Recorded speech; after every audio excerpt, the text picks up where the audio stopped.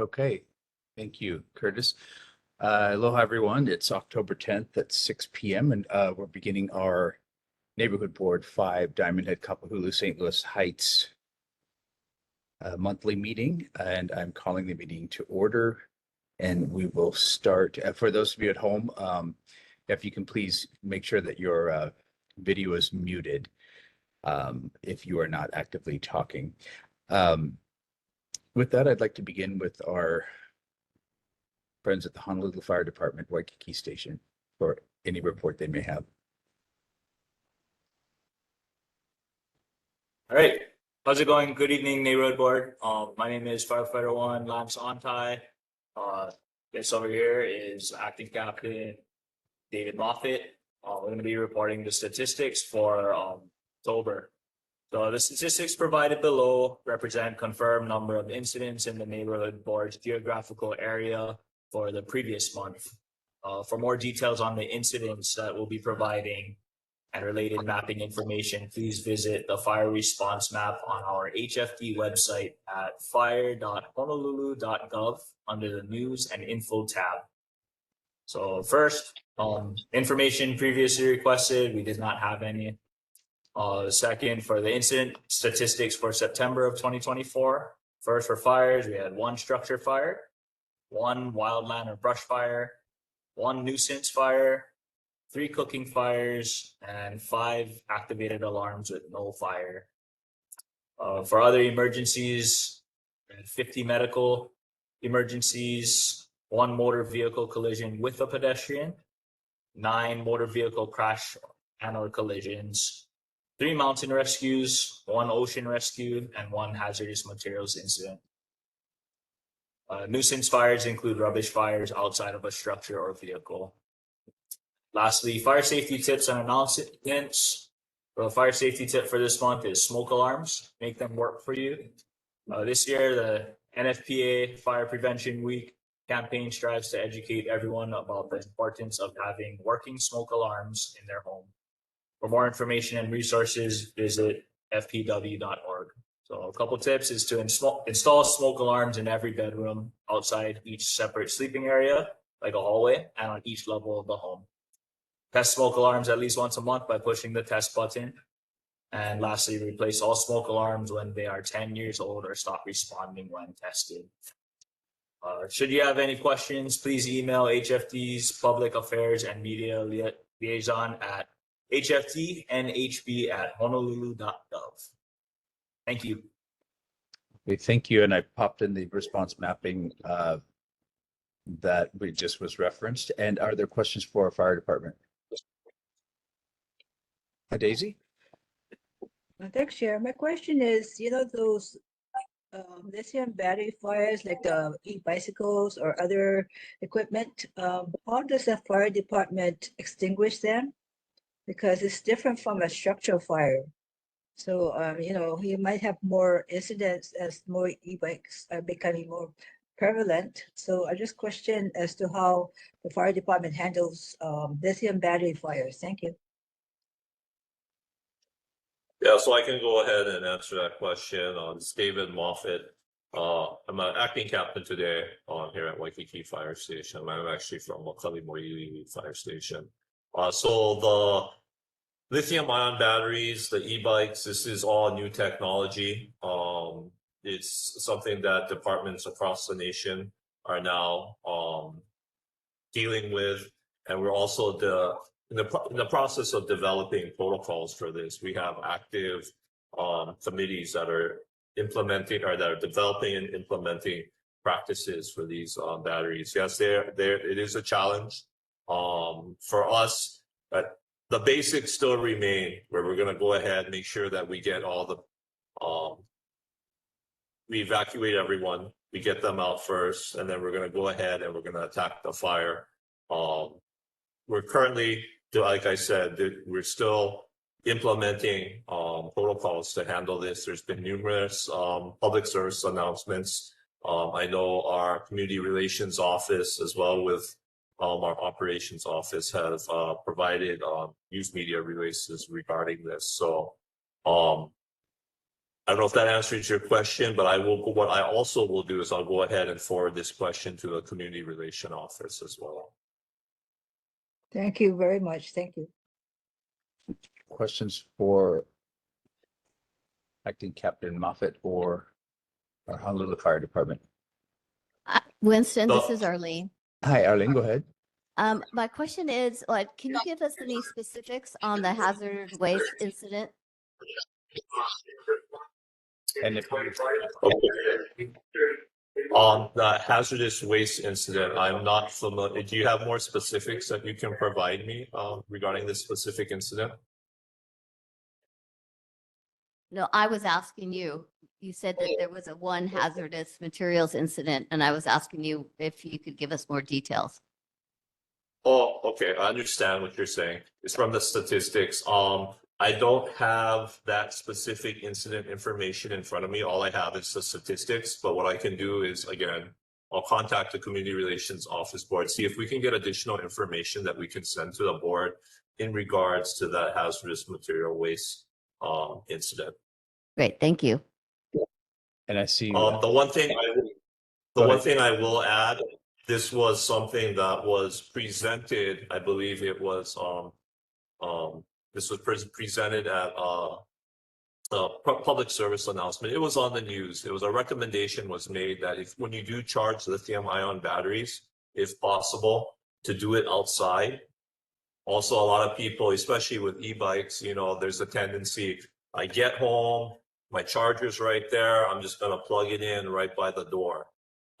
That's probably the worst place that you could put it, because that's your, especially if you live in a condominium, that's your main access of getting in and out. So I know that they did have in this presser, what they did say is make sure if you can charge it outside, and if at all possible, keep it away from your main egress of getting in and out of your residence. Okay, and I see Miss Hasina, you've got Yes, a question? this is actually the fire department. On behalf of the Regency Park, recently, September 27 fire alarm, and you guys, fire department immediately showed up to our apartment building and handle all the things, fire alarm, and reduce the smoke, dictator, and everything they done immediately. And thank you behalf of all the residents from the Regency Park apartment building. That's a wonderful. 4 truck immediately showed up and they did all the whatever they need to do immediately. And nothing much damage happened, but thank you very much for showed up and all of that. Your department, 4 of them, 4 of the truck and department came. Thank you, Captain, for always care about us and community health. Thank you very much. Thank you. Well, thank you for allowing us the privilege to serve this Okay. community. I'll make sure the firefighters that responded to you, I'll make sure that I'll pass those words on to them. That's a wonderful service, and thank you very much for all of your service. Thank you. Thank you. I had one quick question, maybe given what happened in Tampa and the low, since I think most of our fire departments and as well as I guess most police are in a tsunami and induction zone. Do you all have pre-position plans that you retreat back to somewhere up on the hill or something if we know that there's a tsunami coming or a hurricane? So I know the department, the department does plan for, especially if it's like a hurricane, where we have forward warning time. We will go ahead and start planning well ahead prior to the arrival of a major weather event such as a hurricane. Tsunami is a little bit different, especially if it's a local tsunami. But there are protocols in place for us. For sometimes, especially if it's catastrophic, I know that, there's different places that, for example, we can report to, different fire stations that we can report to, even if it's a major catastrophic incident, so that, we can go ahead and man certain fire trucks. I know it's something we're trying to do and making sure that we try and keep our apparatuses and personnel out of the flood inundation zones as much as possible. Okay, thank you. Thank you for work you do all on behalf of our community. Okay, are there any more questions in person? I don't see any else online, so thank you, sir. Okay, Thank you and very next, much. we have our District 6 for Honolulu Police Department, Waikiki, Kapiolani Park, and Diamond Head. Hi, good evening. This is Lieutenant Tomo from District 6, Waikiki. So for the stats for November, for robberies this month, we had 4 from the previous month of 9. Burglaries 7, previous month of 13. Thefts, we had 163. The previous is 169. UMVs 9, previous month was 18. Assaults were 39 from the previous month of 18. Sex crimes 2, previous was 6. Bikes and skateboards on a sidewalk violations this month 30 from the previous month of 48. For speeding, citations issued were 36, and the previous month was also 36. The parking citations issued was 2,277 from the previous month of 2,613. This month we had no loud mufflers or prohibited noise violations from the previous month of 13. Park closures, we had 76 citations, 10 arrests made from the previous month of 83 citations, 5 arrests made. And for the total calls of service was 3,122 from the previous month of 3,442. Okay, are there questions for District 6 HPD? Anyone there in person, Arlene, that you see? No, I don't see anyone. I think you've had this question before, but of those statistics, you cover a wide area. Do you ever divide that up by our district versus Waikiki proper? I'm sorry, I couldn't really get your question. Do you divide up those statistics by our area outside of Waikiki proper and Waikiki itself? So those statistics just encompass all of Waikiki. Okay, because of course, we imagine Waikiki is going to have a lot more calls than we might, but we can't really discern how many calls are in our neighborhood or what the responses were. Maybe that's a question, we've talked about before, is getting some sort of response map like the fire department has. Do you know if the police department has anything like that where they could say where exactly the calls for service were and what types of calls they were? I believe if you go onto our website, it should be able to break down maybe the area or location and types of calls of service. I see it on there under calls for service as of, today for the last, looks like 6 hours. But if there's a map that's more useful, I think, in some ways. But maybe that's something we can work with the police department on that. Yes, that's something I'll put in the notes and I'll pass it up to the chain. Okay. Thank you very much, Lieutenant Tomo. And if there's Thank you. no other questions, then we will move on to Honolulu Police Department, District 7, Diamond Head, Kapahulu-St. Louis Heights, East Honolulu with Lieutenant Nishimura. Hi, good evening, Lieutenant Nishimura from District 7, East Honolulu. The following are the monthly statistics. Motor vehicle theft is 10, burglary 2, theft 12, UEMV or car break-ins were 8, with total calls for service 6,119. And the statistical information can be found at honolulupd.org. Our safety tip for the month, as it is October, we have Halloween safety tips. So for those who are going to be going trick-or-treating, to please have costumes that are bright and reflective, that can be easily seen.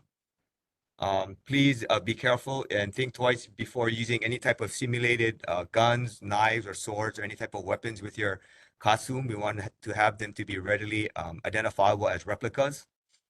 A parent or responsible adult should be with those who are trick-or-treating to supervise.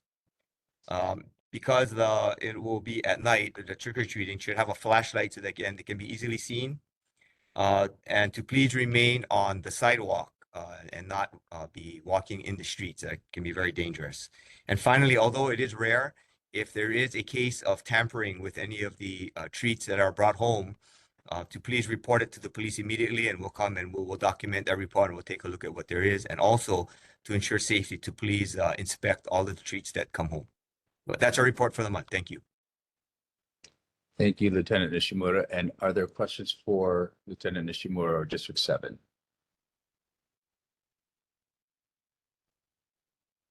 Okay, seeing none, thank you for coming tonight and your service to our community. Thank you very much. We appreciate all your support. Thank you. We have a vacant sub-district 3, which is the area closest to or that surrounds Kapiolani Park and goes up to, I think it's Campbell, isn't it? Or somewhere around there. And we have a vacancy because Michelle has dropped. Not Michelle. What's her last name? Say it again, Margaret. No, it's Arlene David. David, thank you. Thank you, Arlene. Yeah, she is no longer on the board and resigned. Is there anyone who is present who would like to feel interested in filling that board seat?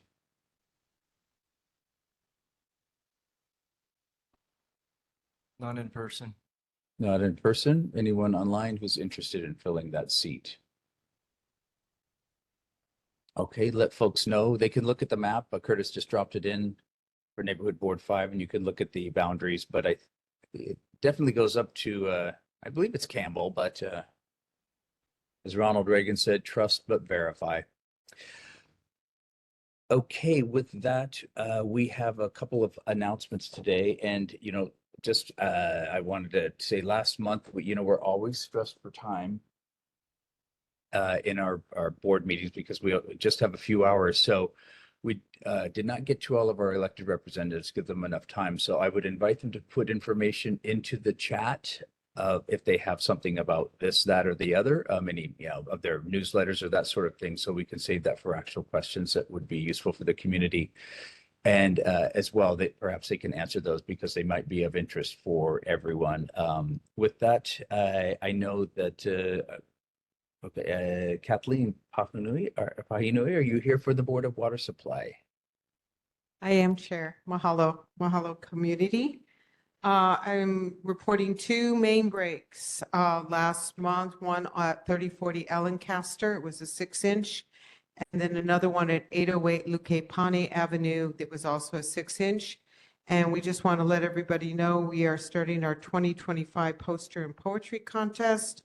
And it's open to K through 6 for the poster and poetry 7 through 12. The deadline to enter is February 28th, 2025.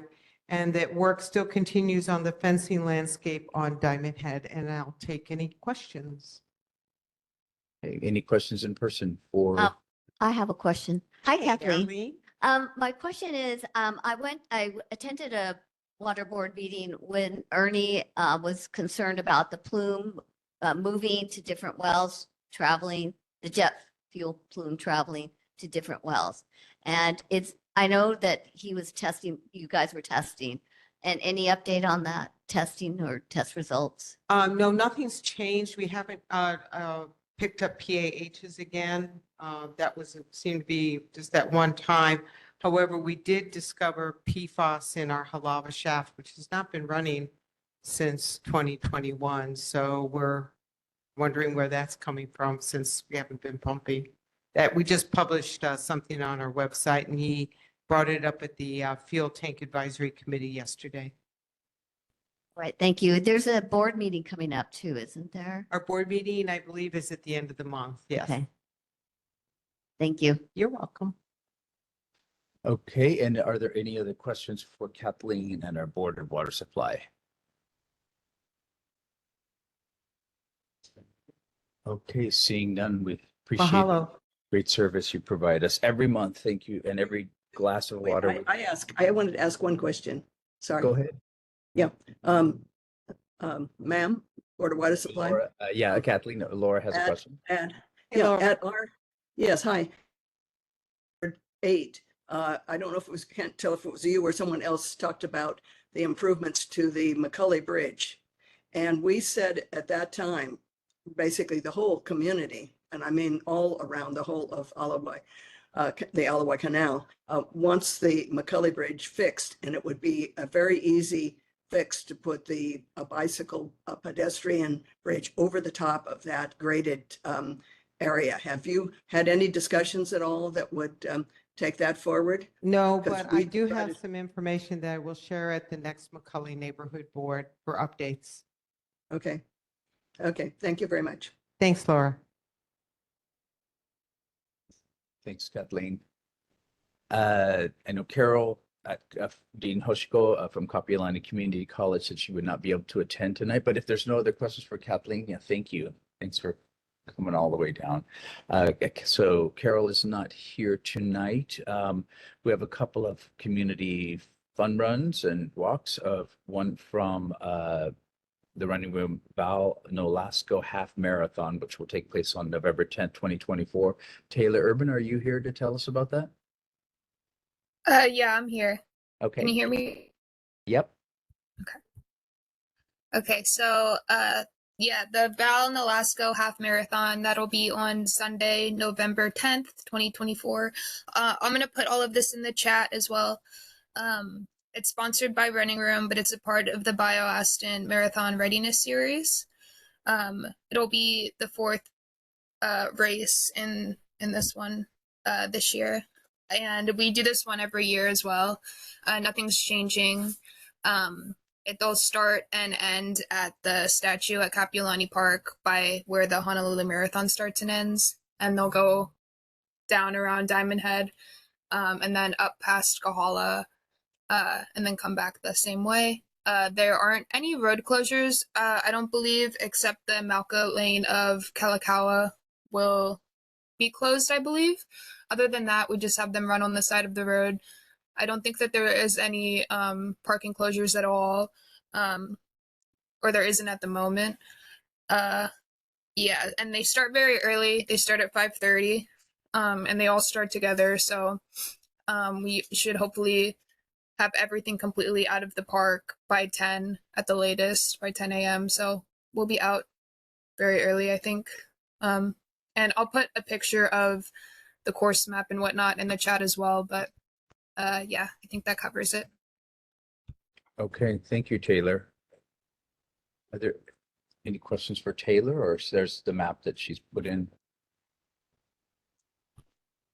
Okay. Well, we have a bit for that, but thank you for coming and letting us know about that. And I would invite everybody to look outside your window, whether you're in live or at your home or in person. They got the northern lights in the mainland sometimes, and we get a beautiful sunset every night in Honolulu. So lucky we live Hawaii. We got another heart walk coming from the American Heart Association. It's going to be already in August next year, but they are so on the ball. They wanted to let our neighborhood know about it. And we have Alicia Hulinganja. Am I pronouncing that correctly? Hello, yes, close enough. I'm Alicia from the American Heart Association, and I know it's a bit early, but we will be having our next Heart Walk on Saturday, August 9th, 2025. It will be 2 routes, a 1-mile route around Kapiolani Regional Park, and then a 4-mile route around Diamond Head. There will be road closures on the crater side of Diamond Head Road, and we are working with the Department of Transportation to make sure that all the residents will be properly notified. I know I did send some slides in, but I will be sharing on the chat a route map.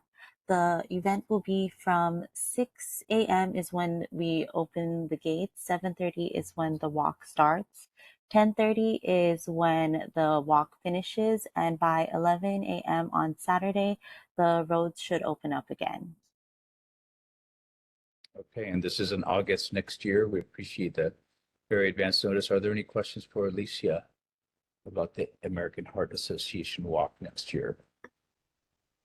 Okay, seeing none, thank you, Alicia, for coming, as well as for Taylor. We have some community concerns here. So just as an FYI, we did contact DTS, and I'm not sure if a couple emails didn't get through for us to have a time for us to have a community meeting on public safety. So that we did not have one this month because I did want to give DTS proper time to get back, but for whatever reason, we did not hear back from them in a time where we could have a meeting. So we will, these issues are not going to go away, but I think that Mr. Crucky probably has a lot of updates on that. And so because those are all DTS concerns, Alahea, Kapahulu Road safety improvements, the Diamond Head speeding and safety concerns, and the Alapono Bridge are all DTS. We might, let's. I'm just guessing. Let's see. Maybe it'd be easier to take these out of order and have Mr. Crucky go first, because you might have some updates that might address some of these first. And if so, I would like to just take that out of order and ask Mr. Crucky to go first, and then we have then we can go back to the community concerns, and we'll just have it be either on things that he's talked about and or other community concerns. But if it's not, let's say this actually, maybe if it's not, I'm sorry, let's just go for Mr. Crucky right now first, if we can, because you probably have some updates on a number of things that would be useful for us, and then we'll go back to community concerns. Okay, thank you, Chair. Thank you for having me tonight. It's always a pleasure to be here. Let me run through a couple things. I've got a couple items for other departments. Everything else on my list is Department of Transportation. I'll give you the input to the questions, and then I would tell you, consistent with Chair Welsh, Roger Morton is committed to come to your Transportation Committee meeting, and so he's just waiting for that to be scheduled, and he told me he would come to that. As normal in my mayor's report, the newsletters come out from the mayor, and always encourage everybody to go and look at that. We have the ongoing construction with the rail system is talked about in there. There's the AALA respite, which I've talked about before, which is a medical respite. You know, we have Leahi and AALA, and around in the parking lot, we also put single units there. A continuous homeless deployment, and you know, since I'm involved in that, it's just we have many different segments of populations that are homeless, and some housing is not the solution. Really, healthcare is a solution. Some are families, some have drug and rehab issues. So as I've always said, beds of many flavors, and AALA respite is one of the answers in that arena to do medical for folks, and then they can assess whether or not they would move towards a housing solution or move towards a medical solution. So if you haven't driven by that on King Street, you can go see that. There's 30 beds inside, 32 beds outside, and it's up and running. There was an article in the newspaper about electricity, and if you go by there now, the lights are on. Also about the medical examiner, upgraded facility there. That was really tested during COVID.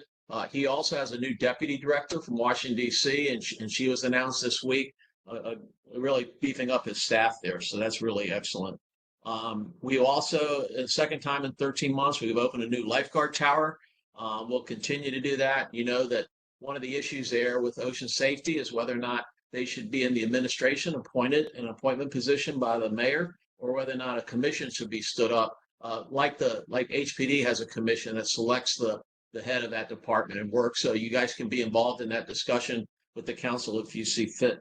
And then we have renovations to Waikiki Shell that are talked about there. That might be of good interest for you to read.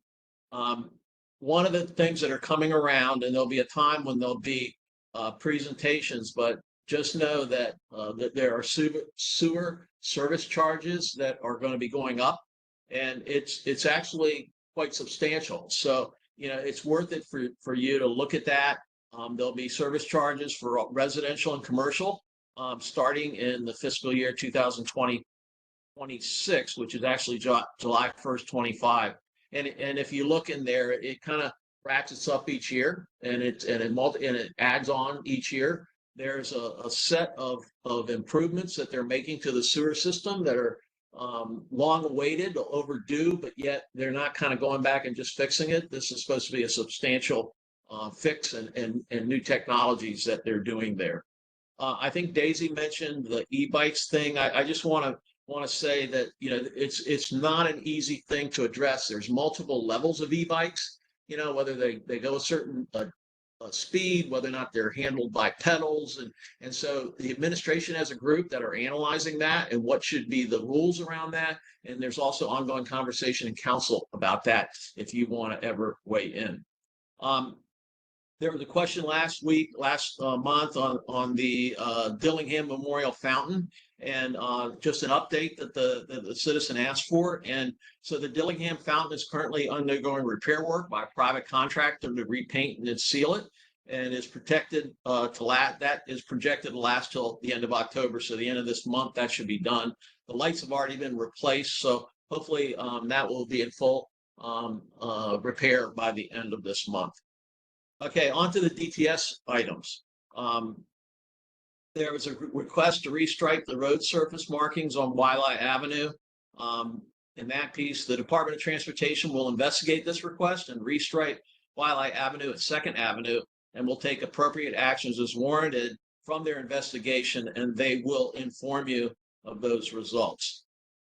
New traffic pattern at Pocky Avenue and Montserrat Avenue, and why did DTS consolidate the 2 northbound lanes on Pocky Avenue and the 1 northbound lane on Montserrat? At the end of the last meeting, I was also shown pictures of those, and I went and drove over and looked at them. I can understand the question because it's not, you know, if you're not used to it, you got to really look. And if it's night, you might not see the stripings that are there, but there are some reasons that's happened. So the DTS says the lane configurations at the intersection of Montserrat and Pocky Avenues were modified to accommodate the bus route 200, and that allowed it to negotiate the right turn from Pocky Avenue onto Montserrat. The original lane alignments didn't allow Route 200 to safely negotiate the right turn without encroaching on incoming traffic. As such, the 2 northbound lanes on Pocky Avenue and 1 approach on Montserrat were consolidated into 1 lane, and the left-hand lane on Montserrat onto Pocky. So I can see where it's a little bit, there's a lot to absorb when you come to that intersection, but that's the reason why they did that. There was another question on McCulley Street Bridge safety improvements, and the question was really about making safety improvements in the area of McCulley Street Bridge where the bicycle lane on Alawai Boulevard ends. And then the bicycle lane on Alawai Boulevard currently ends on Diana Street, and it's 3 blocks short of McCulley Street. And the Oahu Vision Zero Action Plan identified Alawai Boulevard from Kapahulu to Kalakaua Avenue as Tier 1 high injury location for all travel bicycles, both pedestrian and vehicle. And the rate of bicycle crashes along the non-bike lane is 5 times higher than when the bike lanes exist. So that concurs with the question that was asked. Now, given these safety concerns, the city has plans to extend the bike lane to Kalakaua Avenue and design the bike facility to accommodate 2-way bike traffic as part of the next rehabilitation repaving of Alawai Boulevard. This project does not require changes to parking regulations and travel lanes, and no significant travel impacts are anticipated.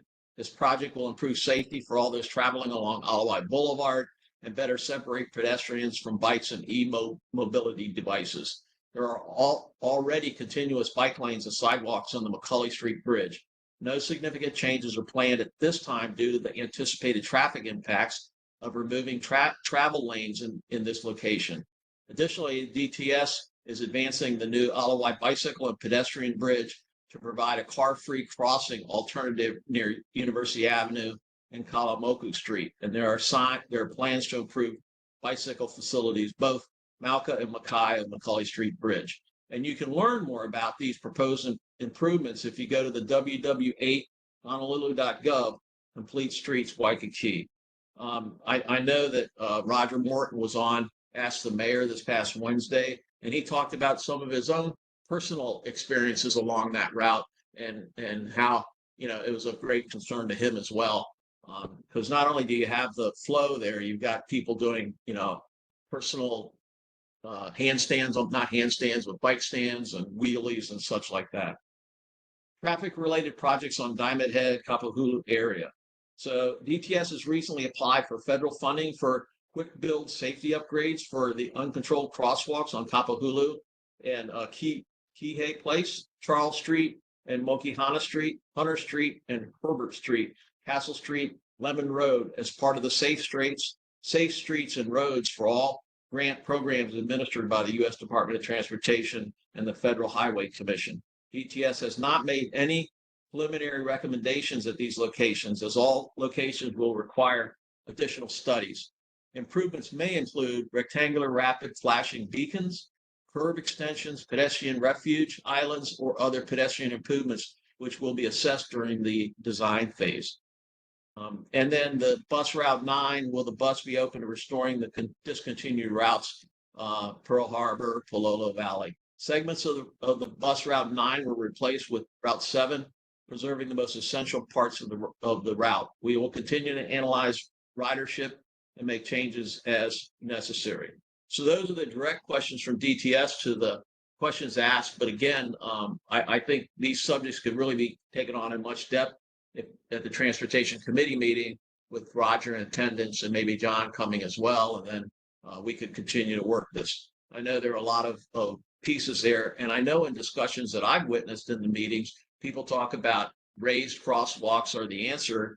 And I just want to let you know that raised crosswalks there's a lot of complexity to them. They're noisy. We have one suit that was filed against the city that they cause vibrations on the street, and that has an effect on a house. So it's not as simple as it seems. So, Chair, that's my report. I'm open to address any questions or anything that anyone has. Thank you very much for allowing me to be at your meeting. Okay, thank you, Director Krucke. You exemplify the best public service, and we appreciate you being here every month. And I know the community has some questions for you, so I will invite live community members, or not live, we're all alive, folks that are down in Pakihale to go up first with their questions. And since the director covered a lot of those, let's start with those that are not related to Department of Transportation Services, if we could. Anybody have a question? Okay, I have a question. Okay. Hi, Anton. I was wondering, I heard on the news that the seawall between Makale and Leahi Park was going to be gated off because of concern of the erosion of the seawall there. And do you happen to know what date they're going to do that? And what the plan is? Is the plan to permanently close it? Is it to repair it? I'd like to know what the city plans to do. Yeah, my understanding it's a repair action, but I will get full details on that and dates and times for you and get back to you. Okay. And then I have another concern, especially in light of what's happening on the North Shore with the 2 homes that have been demolished now because they were going into the ocean. I've done a walk from Cromwell's down to Kaimana Beach, and there is significant erosion along that entire stretch, especially along the Gold Coast. There is, looks like the seawall over there is being undermined, and we have pretty heavy, multiple story buildings right on that very, I assume it's pretty loose sand. And I would like to know I know that the city has a lot on its plate with all the erosion that's going on. And I'd like to know, if we could have a meeting with the mayor or have a task force formed for this neighborhood. It's an issue that it might not seem that pressing right now, but I would say in the next 10 to 15 years, we're going to have some serious issues if we don't start preparing for it now and making some concrete, hard decisions. That's an excellent comment. There are multiple departments involved in that in addition to state. Let me kind of pull that idea together and talk to the managing director about how he'd like to proceed, whether it be a task force or, a meeting. And if we have a task force, maybe you or someone else from the community, could participate in that. But let me investigate that. The Great, ability, thank you. where to go next with it, right? Yeah, Good point. I walk the Diamond Head route almost every morning, and I have noticed a significant rise in our high tide mark. And I think that there's a lot of collapsing going on along our coast here. A lot easier to deal with it now than later. Absolutely. Okay, and are there any other non-DTS questions for the director before we move on to those? Let's see. I also just in line with what Arlene had mentioned, Director, in front of the what's that food shack down on Waikiki? Barefoot Cafe. Yeah, the Barefoot Cafe and that beach, the whole thing's collapsed. And I'm just wondering if we could have an update on that, as well as I know the shower has been brought up before, if that's been fixed or going to be fixed as well. I think Linda had mentioned that. I don't know if she's here tonight, but just sort of if that's all better now or not.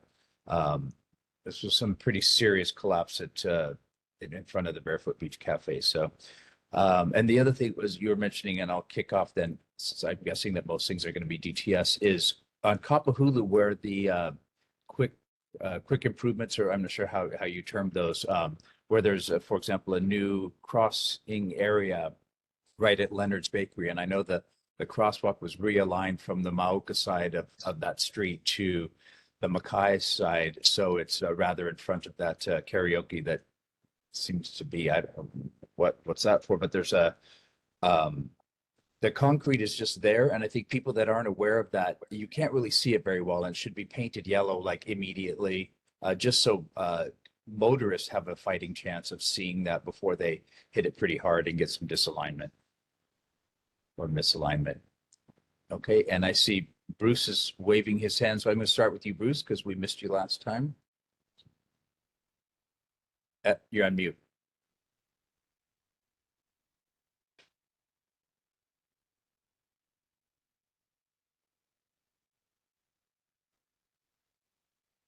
You might be able to. Okay. Okay. There we go. Yeah, I was going to address that, the one by Leonard's Bakery, the concrete medial that's set in there. It's been there for a while. And I can't understand why they didn't just put in an elevated crosswalk. I know you, Anton, you just mentioned that it's noisy, but it makes everyone slow down. If you look at where elevated crosswalks have been installed, it really helps make traffic slow down. On Kalihi Street, definitely. On Poly Highway, definitely. But I can't see the cost difference between putting an elevated crosswalk or doing what you're doing with those concrete medials. And I want to know what the cost difference is between the two. And to me, it seems like it would be a lot cheaper to just put in an elevated crosswalk all the way down on Kapahulu. It'll make everyone slow down. And I'd like to also see it on Pahoa Avenue, because I've had residents ask for something like that to make traffic slow down on Pahoa Avenue as well. So do you know the cost difference between the two? No, I don't at all, but I'll put that question in front of DTS. Could you bring it to us at the next meeting? Yeah, what the I cost will difference try. I is? think Amanda also wrote something in the chat box, but let me see what I can find out. I'll get back to you, Bruce. Okay, thank you. Thanks, Bruce. And let's also go to other folks who are in person who have a comment or question for Director Krucky. If anyone's there, anyone, Arlene, want to stand up, and or we're just here to listen? I don't have any question. Okay, well, if someone does, will let us know. In the meantime, we'll move on to Daisy. Thank you, Chair. Hi, Director. My question is, regarding the garbage trucks, I know the mechanics have a ton of work to do with trying to get the garbage trucks working in good order, and the even the city buses. Do you know what the timeline is for new trash trucks to come? Because the ones that came this week on our side, they seem to be having a little bit power struggle to get the carts lifted up. So, you know, it seems to be getting a little bit more urgent to get the new trucks in. And according to DTS Director Morton, that regarding the buses, because some of them have mechanical problems, we're supposed to be getting 17 new electric buses. The question is how soon? And the last one is regarding the new handy van that looks like a sedan. It's very unsafe for when they have to unload passengers with wheelchairs, because the big vans are the doors are on the side, where on the new vans they exit from the back side, and unless you're on steady ground, it's going to shake, and it seems to be not a very good idea for this particular type. It should have been something similar to what the other transit systems use, where they can just wheel them in on ramps, the wheelchair, instead of having them unload on a like a lift goes up and down. It seems to be more unsteady. They had complaints from people that have been using it. So I think maybe you should, or DTS should get people that have actual handicaps to go and look and see what's the best route, because it seems to be somebody that is able to go in and out with no problem designing or saying these are things that we need, when actually it should be the people that really, really need it. So that should be really checked into. Thank you. So in terms of the garbage trucks, they have two that are scheduled to arrive before the end of the year, but they have a bunch that are in backlog. They've been ordering them, and during COVID, it's become a very difficult thing to actually get those delivered. But they do have two coming in before the end of the year, and maintenance is very difficult on those. They've installed a software program that's analyzing every truck now, so it can analyze every movement that the truck has, so it can find the stress points, and they can do maintenance on them before they break, which will keep them online too. So in addition to the new ones coming in, they're trying to do some new updated modern maintenance addressable items on these trucks to keep them online rather than breaking, so they can do the maintenance prior. DTS buses has the same issue with backlog, but you know, the change to EV is also complicated, because the mechanics that work on the regular buses, the gas buses and diesel buses, they are not the same mechanics that work on EV. So Roger's dealing with a whole set of personnel turnover as he's trying to manage these new buses coming in. So that's another great conversation to have at the Transportation Committee meeting, just so you get a perspective of the challenge he's dealing with. But he gets them as fast as he can get them, the new buses. And then don't And the forget the handy handy van. Yes. Yeah, the handy van. Last time he gave an update on the buses, I didn't hear an update on the handy van. Again, that I'll ask as part of this meeting, but I think also that could be brought up. How do they choose? I know they look at state of the art, addressing and everything else, and also the system of how they pick people up. Should be point to point, or can they route them in circles or whatever? I know they look at those things, but again, I'll ask that question, and also a good one to talk when he comes to the Transportation Committee. Okay, if you want to have a personal talk to Donald Sakamoto of Kaneohe. He's blind, and he has had he and other handy-van riders have had a lot of problems with the new van system. They think that it should not be where it unloads as a lift on the back side. It should be like the bigger vans that on the side and on level ground. So something like similar to what the transit services provided to the hospitals. They have one where they can just slide in on a ramp, wheelchair, to the back seat, and then other passengers could sit in the front seat. Something similar to that would have been a lot better. Thank you. Yeah, thank you. Okay, thank you. And Laura? Yes, hello, Director. My question is in regard to the Alawai Boulevard transiting. The mayor has said publicly that he does not want a restriction of any of the lanes on that boulevard. And if you read everything so quickly, I just would like some clarification on this. If you're talking about something that widens the bicycle lane, that would necessarily cut into the vehicular lane. And with the unfortunate planning that doesn't involve the community, with the extreme proposal for a bridge, there will even be more area that's taken away for some kind of transiting that's vehicular.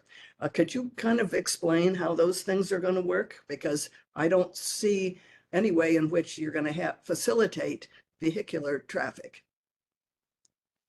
Well, that may be the case. I think the crux of the response was that they're going to extend the bike lanes and trying to manage those going forward in a safe way. But they didn't feel that that what they were going to do was going to affect the vehicular traffic.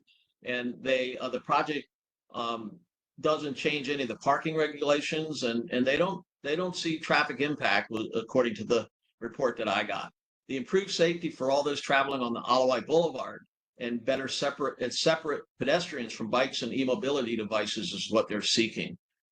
So that's what they're planning on. It's a one thing connects to the next and affects the next. And so there's always a consequence for the actions you take. So, they try to take all of that in consideration when they meet and their engineers meet and their traffic experts meet. But again, those can always be part of the discussion at the Transportation Committee because, like I said, everything connects to everything. And just when you think you got it right, there's a consequence, right? Could we recommend that you ask community members from all of our neighborhood boards to come together to really talk about this situation as what the community would like, because there's certainly over 600 people that have direct opposition and many other things that are going on. And it would sure make a whole lot of sense of the people who actually know and study every day the transiting there. It would really make a big difference with people that are familiar with it. Thank you. Well, Laura, that's up at the MD level. I don't think at this point I would, from a bottoms up, would have an effect on that. They understand your position, and they're assessing how they can engage that as they're going to. So. Yeah, thank you, Director. And I just wanted to underscore that, yeah, if it's at the MDs, that maybe this is a time to have another community meeting where really the community could be heard on this, because I think a lot of people feel they've just gotten the runaround and here's what we'll do and we'll answer your questions and all of that. But in fact, as someone who has followed this quite closely, that hasn't really happened. So if you have any influence there to say, yeah, let's just sit down and see what we can do, that would be great, because I think a lot of the times we're just sort of talking past each other at this point about it. So with that, I see Margaret has a question, comment, concern for you. Okay, any update on the cap on the Kalakaua parades and the races that passed the third reading at committee? Do you know anything about that? Roger mentioned at the last meeting the possibility of modifying the extreme bridge across the Alawai. And my third thing is the Caldwell gates at Makalei and the other park were very controversial, and the community insisted that they be taken down. So you might want to just check in with the neighbors there. That's a very popular spot, that seawall. But I do think the people that I ask, people that are, normal people, I ask them about the bridge and they have no idea about it. So it really isn't, well publicized. And also too, is the mayor even said at a town hall meeting that he was not in favor of, restricting vehicular traffic there to double a bike lane. And it just seems like nobody's listening to him and they're not listening to us, and they're just moving forward on that complete streets with no regard for common sense, actually. If they could reroute that bike lane, it's too important a street. Too important a street to, it works the way it is as is. And they're ignoring us. But I wondered about the raises that did House third reading at the committee at City Council, and wondered if you'd heard anything. Margaret, I don't have an update on that. I'll run it up in Flagpole. Everything you guys tell me, I run up. Yep. Yeah, I'm sure. But Okay. it did, please let us know if you are going to be like the last time the gates were installed, they were installed overnight in secret, right after a high profile person purchased a property there. And it was a little suspicious. Okay. Thank you, Margaret. And are there any other I folks? have Person? one more question, quick question. Regarding the natatorium, is there any update on the plans for that? And if there is, I'd like to have another presentation of the interim or final design. Yeah, I will ask on that. I sat in on their presentation a few meetings ago at the Alawai. I'll find out if anything's changed and if a presentation again is appropriate if you guys want to schedule that. Okay, great. Thank you. Okay, and I think Mr. Salinger,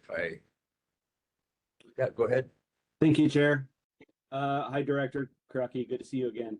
Just briefly, in terms of homelessness and that being a concern, have you noticed that in those areas that the city and the state call private roads, that there's been an increased or uptick problem? And I'm not sure if you're familiar also with, there's going to be a presentation later in this meeting today on a proposed development at 3761 Kanaina Avenue. This is the portion of Kanaina off of Montserrat, closer to Poole Circle, that they call a private road. And I think there's a lot of people here that have experienced a lot of homeless issues there and probably don't think that this development's going to help with that. Are you aware of that, though, island-wide? I was just more asking where island-wide. Is that a observation that you guys see, that these so-called private roads have a lot of these problems? Well, yes, I appreciate that comment. It is on my radar screen. The issue is it becomes a triangle because, where we can ask homeless to move if they're breaking the law, they're in the way or something. And that was reconfirmed by the Supreme Court that you can ask them to move if they move to state land and you're not ready and prepared with that, then you can't do anything. In the private land, a private road puts another point on the radar. So it's a triangle. And we're trying to get much before we do take an action now. We're trying to meet and make sure we have all those things covered, and whoever is the private owner will issue trespassing, and we can address that. But when you move people, we do need to do that, though. I believe that you do need to move people so they don't get too entrenched. You have to clean up an area for the citizens and such. But that itself is not a homeless program because it doesn't address homelessness. It just moves people. Right. But for good reasons. And that being said, you need beds of many flavors, as I mentioned previously. So as we take actions, I'm trying to build right now a command center that not just analyzes the bed availability, but starts to analyze the composition of the people that are in an encampment. And so that, I need 2 hospital things. I need a care center. I need 3 vouchers for shelters and housing. And so when you go to move people, you come with the tools you need. So you say, look, in 20 days, nobody's going to be here but we're going to help you, if you'll do it. So that's sort of how we're going about it, a little more planned on these private roads and such, and getting the private citizens to be able to do trespassing. If they're willing to do that, that helps a lot. And making sure we're coordinated with the state at the same time that we do that. Just a little more thoughtfulness in doing it, and it's been effective. We have since last January to this January, we'll have close to 1,000 new beds for homeless that we'll bring online, and they're beds of many kinds. They're family shelters, they're permanent housing, they're medical beds. We're even doing a compassionate one you might have seen on TV last week that's using neuroscience to try to help people heal. So anyway, it's tough, and as much as we can do, you know, when there's homeless close to you or whatever concerns you have about that, it's as real as that is. That's the whole problem to you, and I understand that. Yeah, thank you, Director Sharkey. I just want to say, of course, once we got rid of Mary Jones and that safe Leahi shenanigans, there was no more homeless issues around Leahi. So thank you so much. Thank you, Chair. Thank you. And then Mr. Salinger quit the board because he got mission accomplished, which it was. Hopefully, but I don't know if it's actually safe around Leahi now in some ways. Okay, the parking has changed, but people still drive like lunatics there. And that's one of these things that we should have a conversation with DTS is, and if you are interested in talking about this stuff with DTS, there's a couple sort of Diamond Head, Kapahulu area stuff in general, the dangers of Kapahulu, for example, or crosswalks. If you're interested in getting information about a committee meeting, feel free to email me. I'll put my email in the chat. If you're interested in talking about Diamond Head and speeding on Diamond Head, and that is its own sort of discrete issue, that's something we can do with Kahala because the people come from there and they go to there.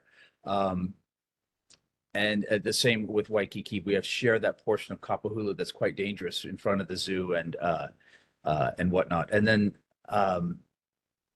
the Alohea one, if you're interested in that as a discrete topic, those are three big chews. And I think we will probably need some different meetings for those, just because I don't know that we can cover those all in the same time, but we could try. We'll start with the first meeting and go from there. Are there other questions for Director Crucky? And I see one, Miss Linda Wong. Hi, can you hear me? I just got news. Okay, thank you. I'm glad to see Andrew back, and I'd like to, for our meeting, to maybe through Mr. Crucky, to get presentations on updates. Like there's been a lot of noise made about the noise from the Waikiki Shell, and I know they're redoing things over there. So I'd like an update, especially about the noise baffling. They're supposed to be putting in some kind of a noise baffling. And then also maybe on the committee level, we could take up different things that haven't been updated, like the bridge on the Aloe. Because we're not getting any new information on any of these things happening in our area. And I'm sure, like, okay, the Kaimana Beach issue, they feel that if they take the outside wall of the natatorium off, that the water will just flow and all the outlay or the, won't spill over into the beach. And it hasn't been cleaned since Dukanamoko Day. So there's a lot of things that we really haven't been updated on. They just put them on and they don't update them. And like you say, they just do it overnight. So I think we're behind on our updates in important areas. So I think we'll just have to put them on the meeting schedule would be my recommendation. Okay. Thank you, Linda. For example, like the crosswalks on Kapahulu that just sprang up, we might have had a presentation about like that where those were going, or and that we have just for people that are listening about the Waikiki Shell, there was I guess it was a Chicago concert, but something before that where it was a lot of folks affected over in the new Otani Hotel area and Sensusi. And I know that Director Hollyfield, is it, at DES was very responsive to that and is following through, but we should have a talk about that. Yes, the person that was heading that up felt that she was responsive, but since she hasn't responded since that first time at all, they're feeling that that's not happening, and they sent an email to a few of us asking us to bring it up at this neighborhood board Yeah, I think about it's and the bath supposed to be putting in at the Waikiki Shell. So I'd like an update on that. yeah, it's a good point, Linda, is that anytime the city wants to do something or is thinking about doing something, they should really come to the neighborhood boards first and let them know that's what our whole function is here. So We've asked them dates, and they just come when it's going to be done. we have asked repeatedly, but maybe Mr. Crucky will have more gravitas than we've been able to have in impressing upon the various departments to come before us and share their ideas. And I see you got us, maybe Amanda, you have something that you're going to tell us about, or do you want to? Yep, go ahead. I'm adding several things in the chat as I'm listening to the discussion. About the shell, I just wanted to note quickly, the noise baffling, unfortunately, is not going to be completed in this current project that's beginning now. That's more technical, having to do with like electric transformers. But it will be included in the following project, according to DES, but we don't have a timeline for that yet. So I can imagine it's going to be, at least another year, maybe longer, more for the noise baffling. Well, the city is not monitoring the noise from the shell like they're supposed to. They're supposed to monitor it and get the recording of how loud it is from another building. From the Kaimana, correct. And I know that they're working on that. I've seen several updates kind of go back and forth about where it's supposed to be done, the specific type of decibel reader that's supposed to be used according to the ordinance. There's actually an ordinance specific to the shelter for this. And I know that they reported at the last concert that it was much improved. So we're hoping to see it continue in that direction. But I know Director Holyfield is very aware of the complaints and the concerns, and she's really taking them to heart and working with her staff on that. We need to, like you said, now the baffling's not going to be done for at least another year. We had no idea. So I'm giving old information to these people in the community because I haven't been told anything. And if you have the information, please update us. Yep. Thank you, Linda. That's a good point. Yes. And if I don't see any other questions, I did for Mr. Crucky, you were talking about the beds of many flavors for the homeless. And I think that's a great way to put it because it's not a one size fits all, certainly. But, one thing that's come up repeatedly is the dangers of these open fires and camping on Diamond Head, and both on the city side and on the state side. And, I wonder if we couldn't start with that because it's beyond a normal hazard of or concerns that everyone has because they are open fires, and we could have very easily a Lahaina Part 2. Knock on wood, we don't, but that is tall grass with open fires on it for people camping there. And I wonder if the governor and the mayor might not put together some sort of emergency decree saying that these two parks especially, and maybe some others that are like it in the city, but certainly these two. And I don't know if Cocoa Head might be another similar one where you are having very dry grasses and saying there is zero tolerance for people camping here. And of course, like you said, it's not like in 1 second, but here are services that we will provide you with. There's apartments, there's mental health care, there's this, there's that, the other, wraparound services. So we can tell people, yeah, we're meeting our need. And now we also have to say this is a danger. But I wonder if that's something that we might not consider here for, well, number one, because folks need housing, but number two, you could end up with a lot more folks without a house if a fire went rampant like that. So, and Margaret put in something about the UH fire at St. Louis. So I just wanted to throw that out there as an idea that we might enact to solve a couple problems at the same time. I will address that. I share that same concern, but I have a all hands meeting with the mayor and the police and all the departments on homeless every week. And I'll put this on the agenda. I talked about it once before with them, but maybe we're at the point where we could do some sort of, determinate action of no fires, right? Yeah, thank you. And yeah, and we really appreciate you coming every month and your service to us. And just as a reminder, what a wonderful system we have in this neighborhood board. We get other cities don't have this, where we have someone directly in contact, like Mr. Crucky, like our police department, like our city council representatives. So, as flawed as it may be, and I'll be the first one that says, hey, but that's part of what makes our city and country great is we get to complain about it. We get to say, this isn't working right. We want it better because we're always striving for what meets our needs, collective needs best. So we appreciate your part in this and very much. And anyway, Winston, we have somebody from the audience. very good. Somebody else in the audience. Go Yeah, ahead. we're here for the Aloha crowd, Mr. Chairman, and we were kind of waiting for your cue about when we were going to take up this issue, because we did send in a letter to Director Morton and CC the neighborhood boards as well as the councilman and the mayor's office. And this is a compendium of concerns by the residents who signed the letter. There were only 30 who signed the letter, but it expresses the sentiments of many more, in fact, overwhelming majority who oppose the bus route on Alahia because of the dangers it presents.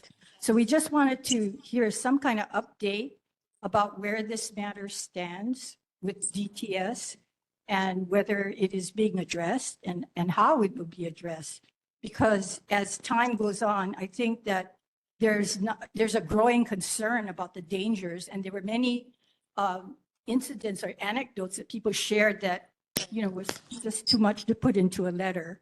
But we would like to know where this matter stands. If Director Crucky wouldn't mind informing us. Thank you. Thank you. Well, And did you have any updates for folks right now? And Mr. Crucky,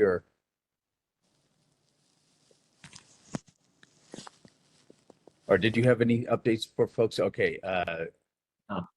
Okay, and DTS response is forthcoming. It's on Director Morton's desk for approval. Do you know something, Amanda, that you can share with us?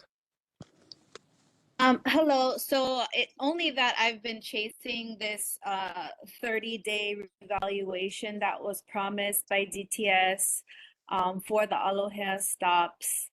And yesterday I received a response that the draft response was on Director Morton's desk for review and final approval. So I'm hoping to get that response in writing anytime now. With respect to, the determination as to whether they're going to remove them, relocate them, or what they've decided. So I'll definitely get that back to Chair Welch and others as quickly as possible. And then I'll just also note that this issue is on the actual agenda for next week's Kaimuki Neighborhood Board. We have requested Director Morton or another DTS representative for that meeting. We have not been able to confirm one yet, but it's on the agenda. So. Okay, and I did put the note that we got a couple days ago in the chat, which outlines several of very, I think serious community concerns that we have here about not being notified about this, about how many people, are actually being served by this, the dangers and that sort of thing. So I did put it in the chat just so I think, does the chat get copied and published with the meeting minutes, Curtis?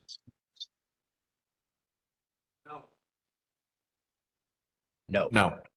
Okay. I thought it did, as long as it went to everyone. It said that it was going to be put in the minutes, I thought. We can include some of the chat in relevant portions of the meeting minutes. Okay, I'll send this letter to you, Curtis, so that you'd have a copy of it to put into the meeting minutes. Great, thank you. Will do.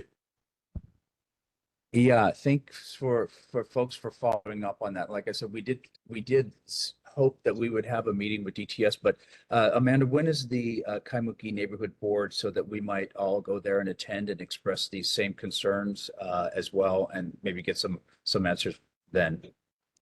Yeah, it's next week, October 16th. Next October 16, which is Wednesday. a Wednesday. Wednesday. Yeah. Okay, and that's at is that at 6 as well? That is, oh, 1 second.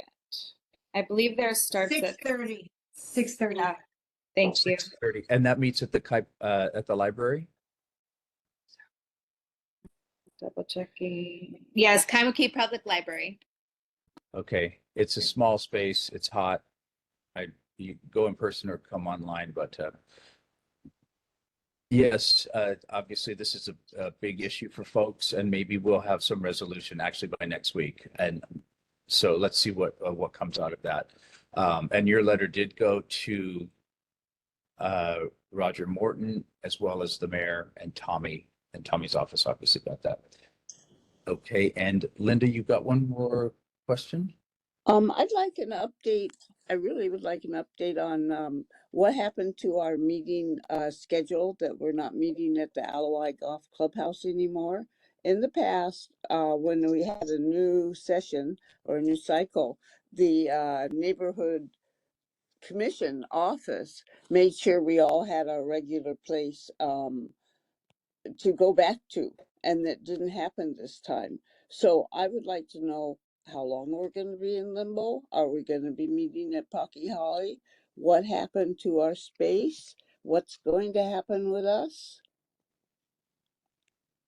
Does anybody know anything about this? Who do we address? It's supposed to be somebody at the NCO.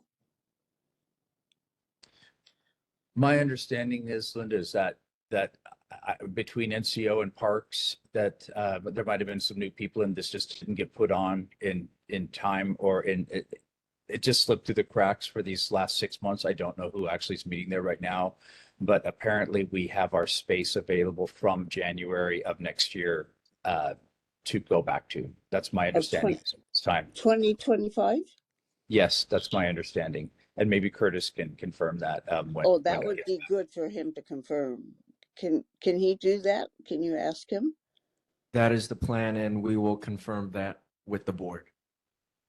As when do you plan to you'll know if we're going to get it back in January? Who is Yes, responsible? that is my understanding. That do you know who's going board, the Diamond Head Neighborhood Board will meet again at the Aloi Golf Course starting in 2025. And then who makes that decision? That's Parks and Recreation, DPR. It's always been NCO. When I was chair, we always called the NCO, and then they had the neighborhood commission executive secretary had a point person at the NCO, and that person would tell us that if we have our place or not, and we'd sign the paper and hand it in. Yeah, but what Curtis is saying, Linda, is that the way the city works is each building has an officer in charge, and the officer in charge of the Aloi is Parks, the top part. So they're the ones that make the final decision, but the office for the neighborhood board commission, they're the ones that try to schedule it. They approach Parks, they try to get a final decision, and then inform you. But that's why Curtis said what he said. Yeah. Okay, so the neighborhood board commission is now working with Parks to do that. But I think they've got it worked out. Okay, so the answer is yes. They're the Parks, Department of Parks and neighborhood. Who do we contact to find? Well, I guess Curtis. Okay. And Curtis will confirm. Back to you. This is what I mean about updates. We're not getting the updates that we need. And Anton, we really appreciate what you do and all the answers you do find for us, but we're just not receiving updates that are pertinent to our area. I mean, I can carry them in the Diamond Head committee, but we don't get to that part of the agenda all the time. Okay, well, I think the director's got a lot to already and given us a great, Okay. and I Well, think, yep. And I think maybe we should put on the agenda upcoming updates from city. okay, well, I think, and Director Crucky's probably going to address that next month as he does every month. But your points are well taken. Okay. Thank you. Thank you. And Daisy, you got another question for the Yes, thank you. Just last final thing with Bus Route 200 regarding the city's Vision Zero booklet. With Route 200 on Aloha, there's sidewalk only on one side of the street and it's narrow. The city is already violating their own Vision Zero format because of the danger of it. So they need to really, really look at it carefully because they're already violating their own to get zero accidents. This is not happening. Thank you. okay. And as Amanda let us know, next week, 6:30, Kaimuki Neighborhood Board, I imagine Director Morton will have a lot of answers by then because it's a shared concern with that neighborhood board. Other than that, I think there's no other questions. Mr. Crucky, we appreciate you coming. And what are you going to dress up for Halloween? Yes, thank you very much for having me. I appreciate it very much. Have a good long weekend. Enjoy your long weekend. Okay, thank you everybody for sharing your comments and concerns with Director Crucky, and we appreciate that. It makes our neighborhood a better place to live. And I will see many of you next week in the Kaimuki Neighborhood Board. With that, we do have and so again, if you're interested in hearing information about the committee meeting from DTS, you can put your number, either email me or look on honolulu.gov/NCO, look under the boards. I'm listed there. You could let Mr. Crucky know, or Anton know, or Amanda, or folks from Calvin Say's office as well, that you're interested in attending that when it happens. Okay, with that, we have a presentation, as Mr. Salinger said, about potential development for a property at 3761. Winston? Yes, ma'am. I don't think we went back to community concerns. Can we make sure that we cover that? I thought we had, but if there's anybody else there who has a community concern that was. Yeah, there are. Oh, okay. Well, I'm sorry, folks. I didn't see it. I thought I said, everybody go up who has a community concern. Yeah, So you sorry, said Mr. anybody had a Cookie. question for the mayor, for Anton. You may have some. Okay, go ahead. Hi, aloha. My name is Sherry Hauser. I'm a current employee at Hilton Hawaiian Village. I've been there for the past 18 years. We are also part of Unite Here Local 5. It's a union property. And so as of the 24th of September, after about 4 months of unsuccessful contract negotiations, 1,800 of us walked off our jobs and called a labor strike. So today we're on day 17, and it's hard work. It's not easy for us marching in the hot sun, chanting all day, but we're filled with positivity. We want to build something beautiful for our community that lasts for the generations to come, because we do believe that one job is enough. Working for the Hilton family used to mean something. It opened doors. It was a prestigious job, but the new owners, Park Hotel and Resorts, they're RET, which means they're a real estate investment trust, and the company is just there for finance and income, generating real estate. And they sell shares. They're raising capital and they're answering to shareholders. After the COVID era, they took advantage of us. They cut our staff considerably. It affected our workload in all departments. And at times it created a very unsafe working environment. Every day, thousands of us hospitality workers show up to do our job. And we're struggling just to get ahead. Hospitality used to mean something. We had these services for guests, but now it's like they're constantly making excuses to cut services, perks, amenities. You know, Hilton Honor Diamond member used to be something or mean something. You know, I'm in it for the brand. I mean, I couldn't imagine ever working for a company for 18 years, but my loyalty is with the brand of Hilton. They're just not there for our employees. You know, a lot of broken promises. Everything is in desperate need of repair. You walk around the property and we're constantly making excuses for the guests, not only for their complaints about services that have been cut, but also, you know, restroom toilets is something as simple as that. The sinks, ceilings falling in, you know, broken tiles on the floor, that it's a constant thing. People are tripping, security reports are being made, and then we're supposed to go, oh my, there's a hole there. Didn't know about that. Let's report it. But it's ongoing. I mean, we're talking 5 years. We're fighting for a livable wage, you know, safer working conditions. We're overworked, understaffed, and definitely undervalued. What we are doing here today is we're asking for the local residents' support to not cross our picket lines. Don't host events, conventions, staycations, etc., and etc. to honor our strike in solidarity. Any questions? And we are making a lot of noise. I do have a question. How long do you see any movement? Going. We so far have not got any movement. We were doing really good because we represent not only, you know, Unite Here, Local 5. We're fighting for the contract of the Hilton Hawaiian Village, the Marriott, Kyoya property, and Hyatt. So, you know, as negotiations went on, there were some of the properties that seemed to be really doing well. But with Hilton, every time we were there, it was reject, reject, reject, reject.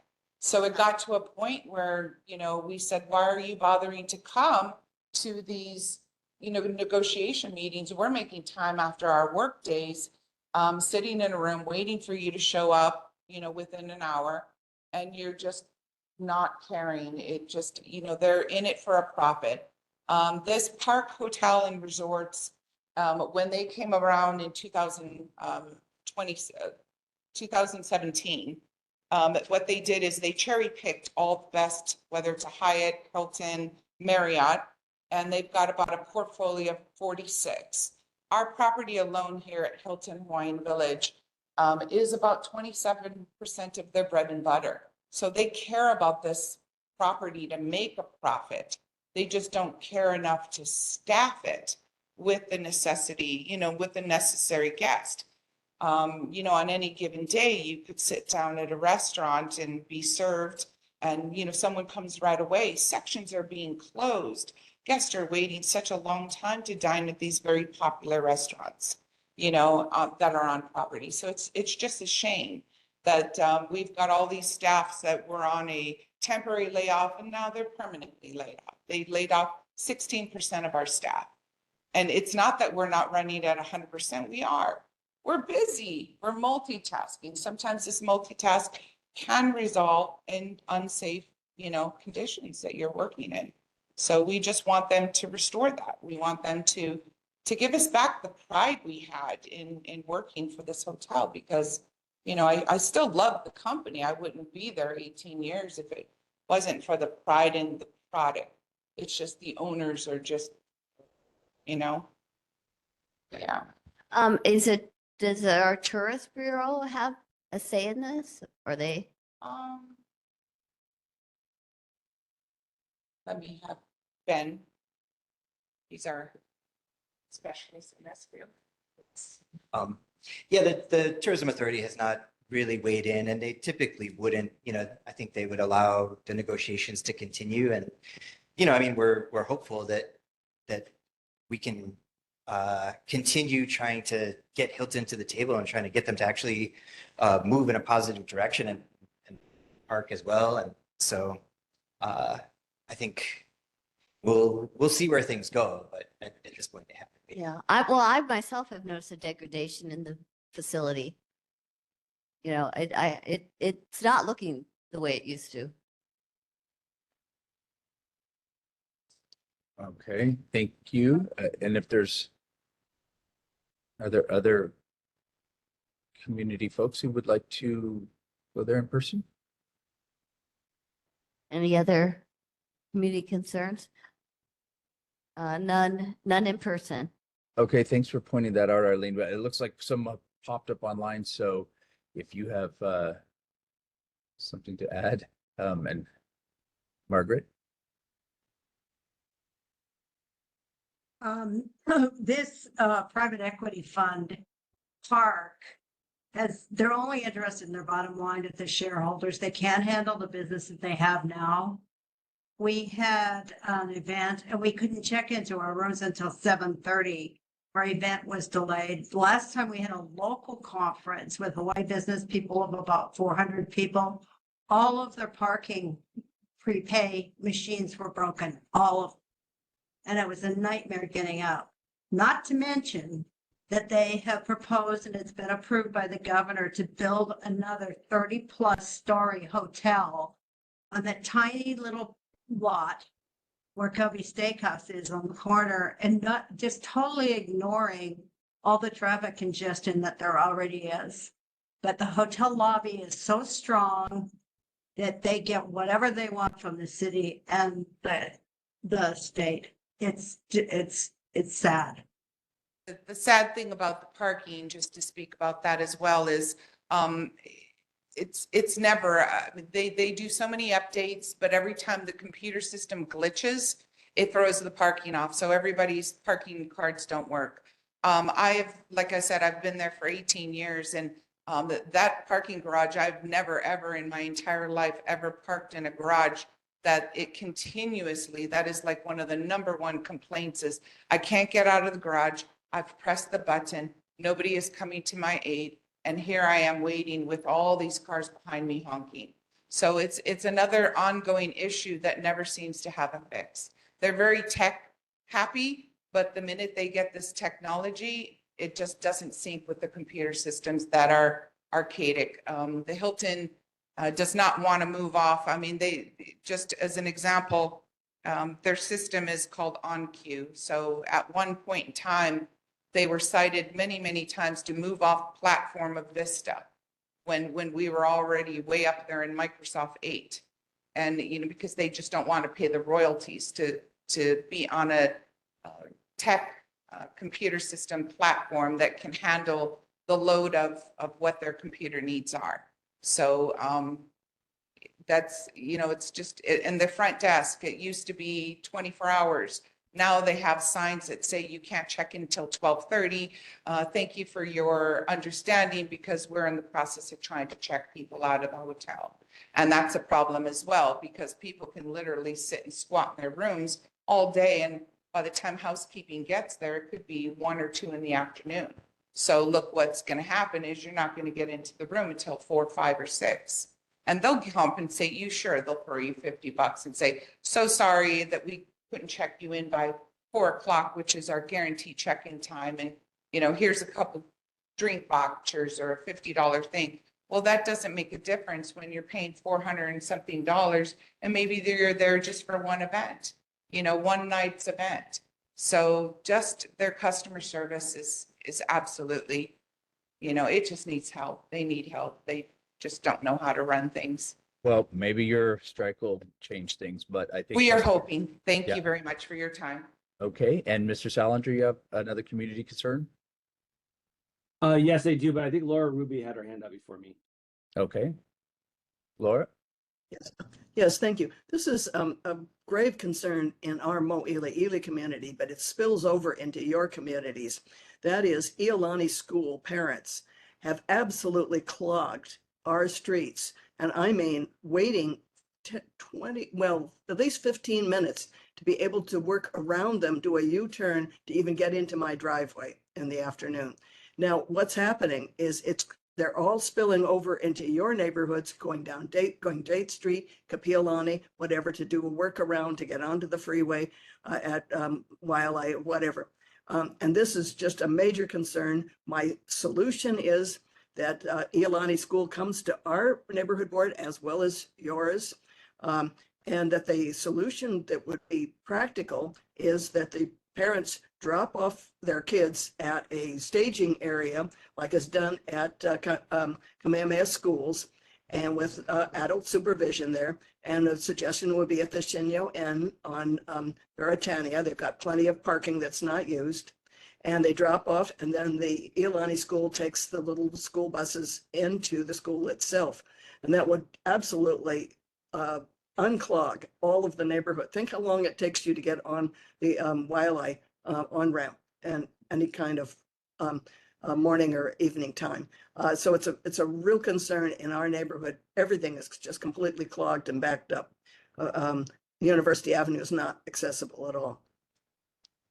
So Thank you, Laura. and I would say, please, this is directed to Councilmember Calvin Say, that he should go directly as our representative to Iolani School and invite them. And if he is not capable of doing that, or it's not his kuleana, then Winston, can you ask Iolani School to bring a representative to your meeting next month? Thank you. Thank you, Laura. And Mr. Salinger? Thank you, Chair. And yeah, so just responding, Chair, you questioned whether Leahi is safer. And I just want to say, in my opinion, it is absolutely safer since we got rid of Mary Moriarty and Slave Leahi. And I think you had a great idea. We talked about it before, that the police department could do some sort of analysis as far as calls for a certain area, not just Waikiki. And I bet anything that there are less accidents, not speeding. Speeding isn't the measure of safety, I think, in this turn, as far as accidents. During Safe Leahi, Mary Moriarty's time, I would just hear in my living room people honking and crashing into each other. It's much better now. Now, one thing I obviously don't like about what Mary Moriarty did was take away parking from our area. Now, granted, I think in terms of safety overall, it is making our area safer. But when you then look at our greater Pu'ulei Circle, Kanaina area, the impact on parking is even greater. So to even consider adding more units and development to this area is just crazy to me. And I know, Chair, you used to, I believe, work for Outdoor Circle. I'm not sure if you're still doing that. I was talking to others about the history about the 1960s and Diamond Head and stopping vertical development. I don't know why we're even considering vertical development in any part of Diamond Head, let alone someplace that, according to the city, is a private road, not up to our standards. How is someone going to do construction? I just wish Keola Chang and Wilson Okamoto would save us all a lot of time and just withdraw this development request. Don't even do a presentation tonight. But I understand, Chair, you've got to put it on. I appreciate you at least putting potential development on the agenda. Thank you for that. Thank you. Hopefully it is. Thank you. To your point, development concerns are first and foremost, I think, amongst this board, because with the 201H in the city and the state, as where all zoning can be bypassed. It's incredible when you really look at it. So yeah, everything should be very carefully scrutinized, and it just pops up and development gets slipped in, and this is a thing we've had the whole time. And I think with that, I would like to move on to that, because I would like to make sure we have enough time for our elected officials, and who knows, maybe we have some board meeting minutes. Anyway, with that, I will invite the folks from Keola Chang, Wilson, and Okamoto, or maybe it's Keola Chang from Wilson, Okamoto, to talk about the potential development at 3761 Kanaina.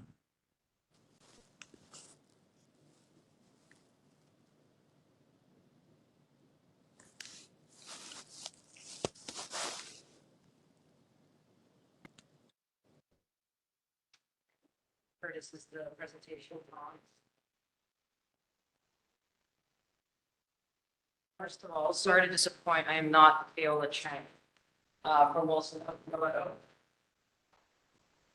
Anyways, thank you so much to the board for having me this evening, and to everyone in the audience, thank you for listening. Thank you for your time. My name is Rachel Geika, and I am the CEO of Global Island Group. We are a local development company, and we are focused on single and multifamily development. Other members from our project team here tonight would be Andrew Foreman, founder of Blueprint 808, and Tessa Munikeo and Eric Pakowitz from Munikeo and Hiraga Planning. And tonight I'm here because I'd like to share the development options that we have at 3761 Kanaina. And it's important for us that we hear all of the community sentiments, your questions, your thoughts, and any concerns before we go forward with any concrete development plans, because it's really important to me that we make mindful decisions throughout this whole development process. So first off, this is 3761 Kanaina. It's a single family home built in 1954, so it's 70 years old. It's an 11,300 square foot lot that is zoned R5 residential. You can see it highlighted in red. This here is the surrounding area. So what we're proposing is to rezone this lot from R5 residential to A2 apartment. And our goal is to just have this zoning be consistent with the rest of the street and the surrounding buildings. So as you can see on the left here, we have an aerial view of Huale Circle and Kanaina. You'll see our lot circled in yellow. And then on the right, you see this same area, but in the format of a zoning map. And the A2 area is in light brown. And you can see that our property zoned R5 is basically an R5 property in a C of A2. I will note that the R20 zone on the right side is Diamond Head Circle, which is accessed through another road and is walled off from Kanaina itself. So if we were to rezone from from R5 to A2, it would present us with three options. The first option here is a 5-unit townhome development, and each unit would feature 3 bedrooms, 2.5 bathrooms, and 3 on-site parking spaces per unit. So a total of 15 parking spaces. We created this rendering to show just how the townhomes would actually play within the surroundings. This rendering also demonstrates how 15 cars actually do park on site. If you reference the red line above Kanaina Ave, that is actually our property line. And within the driveway gates, you'll see 2 cars per unit. So those are 2-car driveway area parking spaces. And then there are another 5 cars that are not pictured because they are actually parked within the enclosed garage. And then when it comes to zoning setbacks, we are required to have a 10-foot setback on the front side. Our setback average proposed would be 22 feet. And on the back side, we're required to have a 5-foot setback. And right now, we're actually having an average of 23 feet because every unit would have its own private green space. Regarding building heights, we would be proposing a 2-floor, 25-foot high townhome development. As you can see around us, much of the buildings are 3 to 4 floors, and they range from 30 to 40 feet high.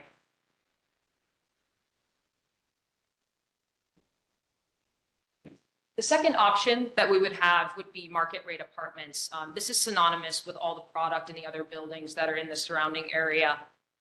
Under this, we would be able to build about 15,000 square foot of space, 25 feet in height, and our team kind of played around with a efficient layout that would have studios, 1 beds and 2 beds, and we ended up with about 25 units, which would have a parking requirement of 25.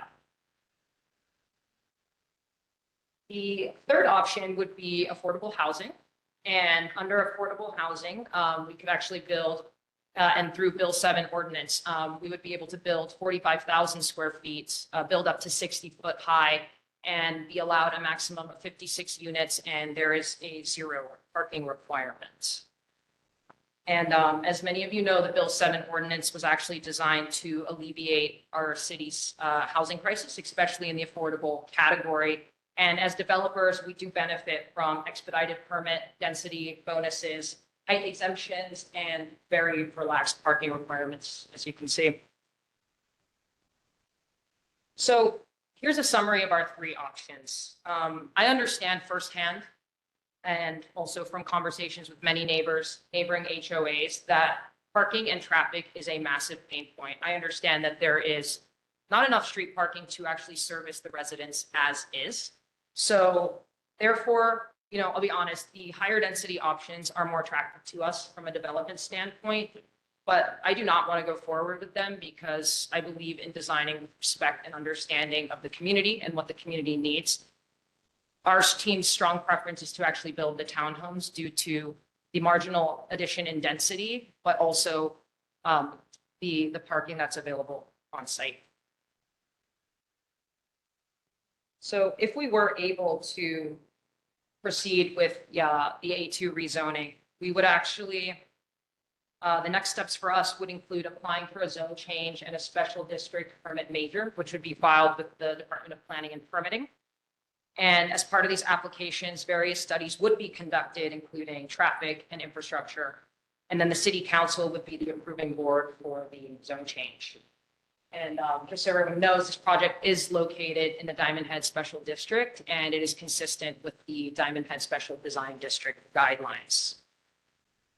And, across all of our projects, we do partner with local architects, planners, engineers, and consultants, and we would plan to keep it this way for this project.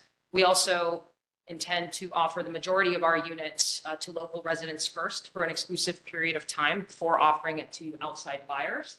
And also in our HOA bylaws to prohibit timeshares and short-term rentals. I've also had the pleasure of sharing this project with Councilmember Tyler Dos Santos Tam and Councilmember Tommy Waters' office. And upon reviewing all of those options, there are a lot of positive sentiments about the townhomes, and it's also what they believe would be the best out of the three options for the neighborhood. So if anyone would like to contact us at any point within this project, this is our email, and you can also submit a query online via our website, and we would genuinely be really happy to hear from you. I have a question for you. What do you have a price point you're trying to hit with the townhomes? So we're kind of unsure because right now, the zoning permit application can take a year and a half. Construction, hopefully, we would aim for like 9 to 12 months. And it's very hard to predict what the market is going to be like, at Q3 of 2027. So I don't really feel comfortable predicting. For us, it's actually risky going for these townhomes because it's lower volume. So us as developer, we have to really figure out, like, are we taking a huge risk by building this product that's not synonymous with what's next door? We know that these apartments work because that's the style that's around us. And with those apartments, they would be lower price point just due to lower square footage. So it's something that our team is trying to understand and analyze. Are there other questions for Rachel? Go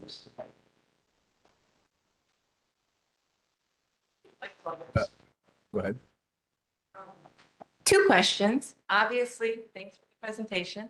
The map depicts that it's kind of a needle in the haystack. And do we have any idea why this parcel was kept R5 when everything else is A2?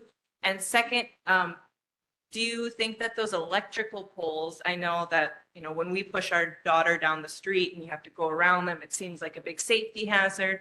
Do you see any plans for changing that or working with the community to, make it safer for everyone while you're doing your development? Yeah, thank you for those questions. To the first question, I don't know, but if anyone has historical knowledge as to why, would also love to know the answer to that question. And then to the second point, the 2 HECO poles, we are exploring the possibility with the 3 HECO poles. We are exploring the possibility with HECO to move those underground because I was told by several neighbors that they have to skirt around it, whether they're walking, driving, and then also the cables are hanging below code. So it is a safety issue. So I've already at least informed HECO of that matter from a safety standpoint. Chair. Go ahead, Linda. Okay, thank you. We've already told HECO about those poles many times. I live on the front side of Kanaina Street. And have you addressed Diamond Head condos over there? And there's also a house on Diamond Head Circle whose back end is on Kanaina. And they have been warned by DPP, that Department of Planning and Permitting, that their parapets, the things on top of the building, are too high for Diamond Head Special District, which is 3 floors. That's all. And then Anton Cruxy, our mayor's representative, has told us that under Bill 7, that anything that you do now that's like building in Diamond Head Special District, it's more than three floors, has to revert back to fitting under DPP. It can't be just this, oh, we need more places for people to live, like the governor's whatever directive he has, and then they can build anything they want. So Director Cruxy has told us that you can't do that, that anything that's built out of code will have to revert back to code. So, have you heard that? There's this is just, have you notified anybody in the neighborhood? I don't understand how the people aren't just screaming about this, because they've wanted to make that a city road for forever.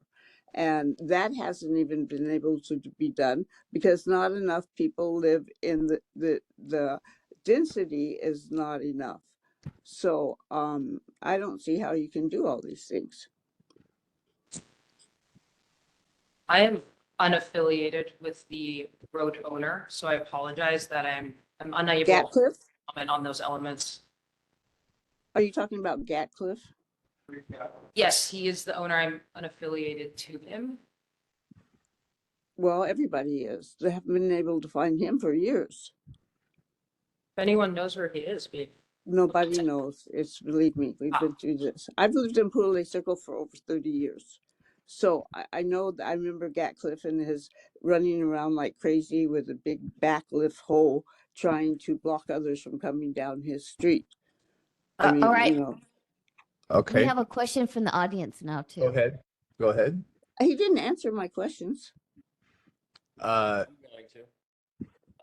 Hello, everyone. My name is Brandon Eschenauer. I'm the president of Diamond Condominiums. We represent about 105 units in the Relay Circle. We have the Leilani building in the center of Relay Circle, the banner, as well as the Lanai building. We appreciate the group sending a letter out to the community, notifying us of this meeting and of your intentions. I really appreciate the fact that you've got multiple options that are being presented. The general consensus of the owners and the board at Diamond Condominiums is that a development like this will stress the parking even more than it already is. It's very difficult to park on the street. Most of the units in Diamond Condominiums have 1 parking spot per unit, and most of the homeowners have two cars. So it's a general issue that we have on a daily basis with parking.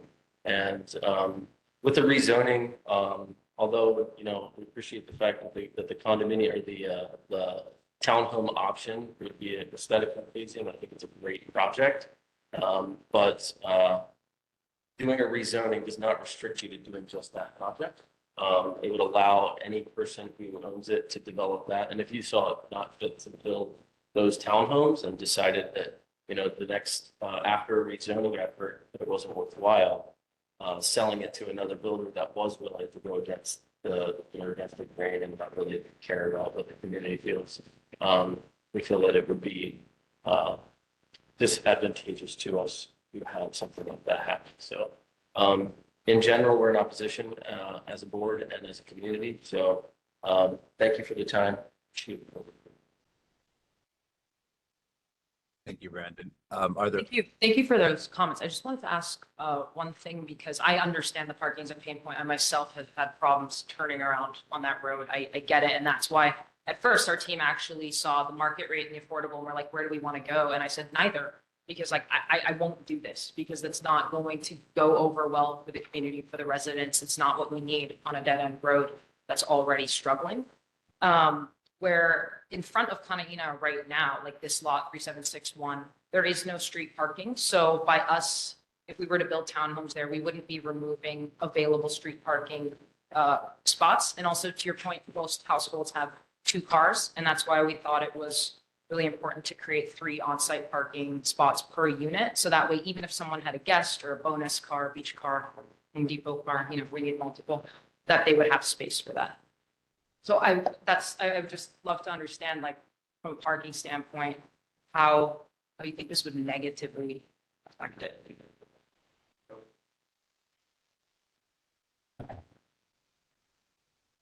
In general, I think that, again, I think the town would provide the additional parking for those units. I don't think is a problem. I think if that is the way that you go, or that the project goes, I don't personally, we didn't gotten far enough to actually digest the plans. We've only gotten the letter.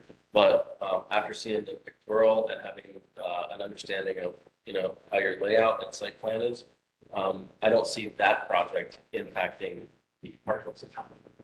But a rezoning would open the gate to all 3 of those options. And there are, in my understanding, no restriction for you to go in one direction. So unless somebody does have other restrictions that would be placed on zoning requirements to alleviate the concerns of off-street parking for this property, because I think right now you guys have a driveway that anybody can stay in properties parks on. Yes. This would be creating an opportunity for, I mean, if the high density happens, we're talking about, you know, something like cars. Yeah, so that's a lot of cars. And I mean, not to say everybody has one because not everybody really drives a vehicle, but it opens the door to a lot of congestion and a lot more traffic that we have there now. Okay.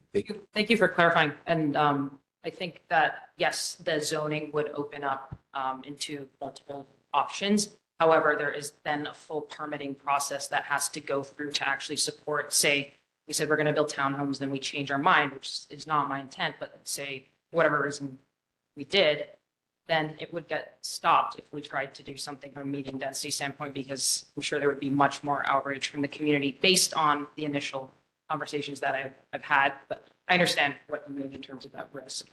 Rachel, can you tell us what is the process for the zoning change and when are those meetings so that people could weigh in on that?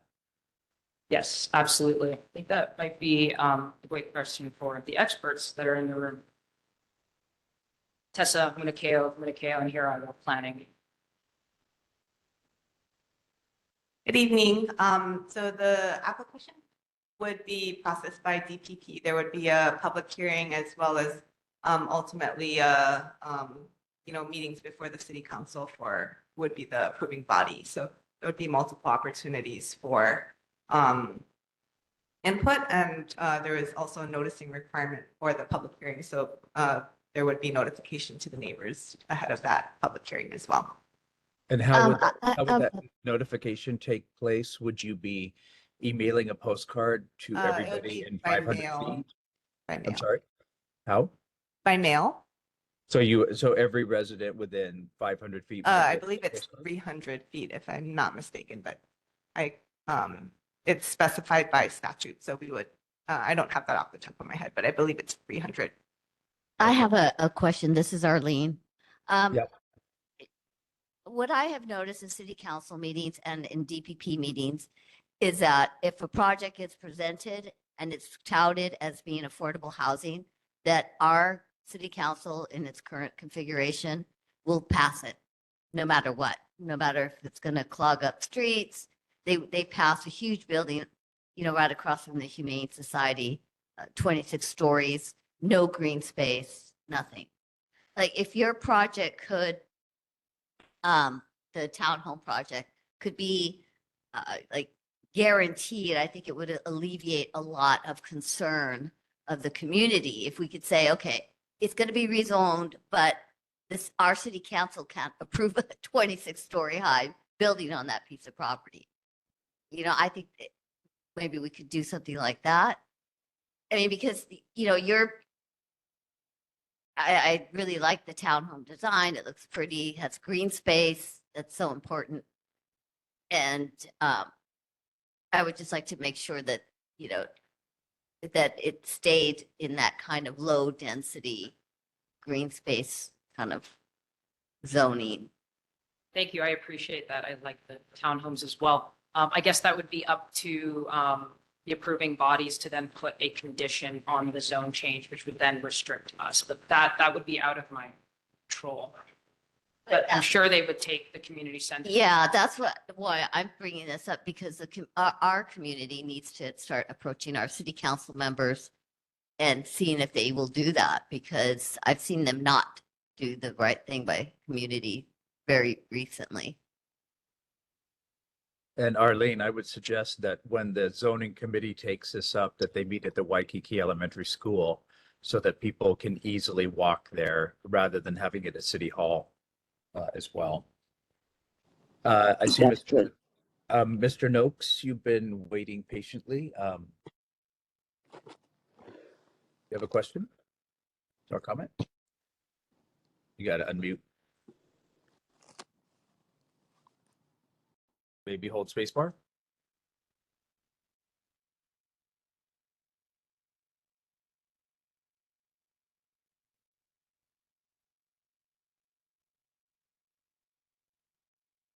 Okay, but we can't hear you. If the Noakes are talking, you're on mute.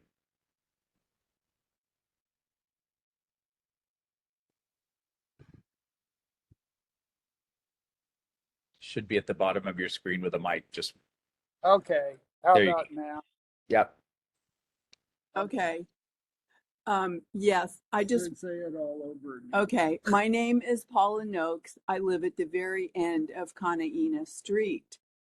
And I remember in 2016 on the very front page of the paper, there were 5 hurricanes lined up to come here. The reason I bring that up is there can be catastrophic things that happen here on this island. And this is a dead-end street with hundreds of cars parked, and there is one way in and one way out. If there's something really bad, people will not be able to get in their cars and leave this area. And I think that, you know, the whole which sort of pinches the street even smaller, you know, so you have to be really careful when people are parked to get by there. I mean, this street, there's one way in and one way out, and having that many people and everybody has 2 cars now is really something that we really need to consider and that the city needs to consider. Thank you. Paula, nice to meet you. And you do make a good point about emergency situations. I just want to clarify one point that you mentioned. I think you said there would be a pinch point if we were to build. Just to clarify, we are not going to encroach in any way onto the street. All of our on-site parking, driveway gates would be within the property line, and therefore no one would be allowed to park in front of those driveway gates because it would be tow-away zone, as they would be blocking the egress and ingress of someone's unit. I was talking about the telephone pole. You know, it's in part of the road and it makes your egress, you know, in a smaller area than the rest of the road, especially when people are parked right there. You know, it's kind of you have to really work hard to get it to go past Absolutely. The way it's configured right now, it is hard. The way that we would love to build if the HECO poles stay is that we would actually align them with the driveway gate posts so that they would basically be up against the posts and they'd no longer be sticking out like a sore thumb the way they are now. And then much easier to navigate, as they would be quite near to the gate post anyways. Okay. And Thank you. Thank you. Thank you. And Mr. Salinger. Thank you. And I completely understand to the presenter, you're doing your job. Responding to some of your questions about the parking and why that wouldn't be adding parking. And also echoing what Paula Noakes just said. I think the real problem is that you would be nailing the last kind of nail in the coffin of what Kana'ina has become in terms of this private road. And so when you build out to your property line and then put cars that are parking right there, you're making it so that it's never going to be acquired by the city in the future. And so you're cutting off people like Paula Noakes and all those other cars. And all of those people are going to have to wait every single time one of your people wants to turn into their parking spot. Okay. Exactly. And so just adding in a few more to the numbers doesn't deal with the whole overall concern. And I want to respond really to the maps you've done. You've done a really nice job, and you want to make it look like, look how unfair it is, because Pool Circle's got all these condos and we're just this little box here, and all we want to do is just change the zoning here. Well, I think the history is so important there. You've got to understand that in the 1960s, these things were being thrown up with very little planning, and it was poor. And even though I live in Pool Circle and all that, I understand it's not good planning, but it's there already. So the fact that it's there doesn't justify you doing something in the future. So no development is the only option that makes sense. And putting up two bad options to make one seemingly good option look better doesn't stop the fact that there should be no zoning change here. Thank you. Thank you. Thanks, Mr. Salinger. Margaret, you got a comment? Or is your Oh, sorry, is my hand up? Oh, sorry. okay, Marilyn, go ahead.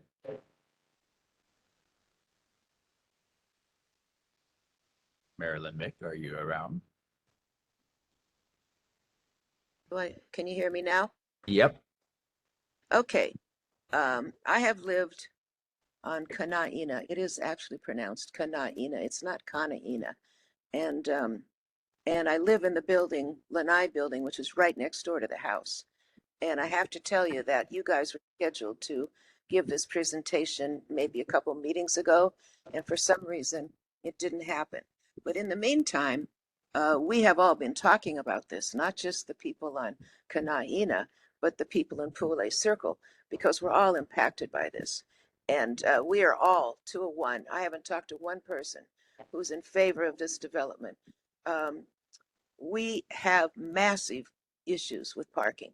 Our condo actually has actually marked some of the stalls against the wall to try to keep people away, because you can't get in or out. Every time there's a problem, just like yesterday with a delivery van coming, nobody can get through. Nobody can get through. And remember, first of all, most of the condos that are in Pule Circle are only 3 stories. There's only one condo that I think has more than 3 stories. But the condos on Kana'ina are all 3 stories or less. And so people are very, very upset about this. Very, very upset, because you come home at night, you cannot find a place.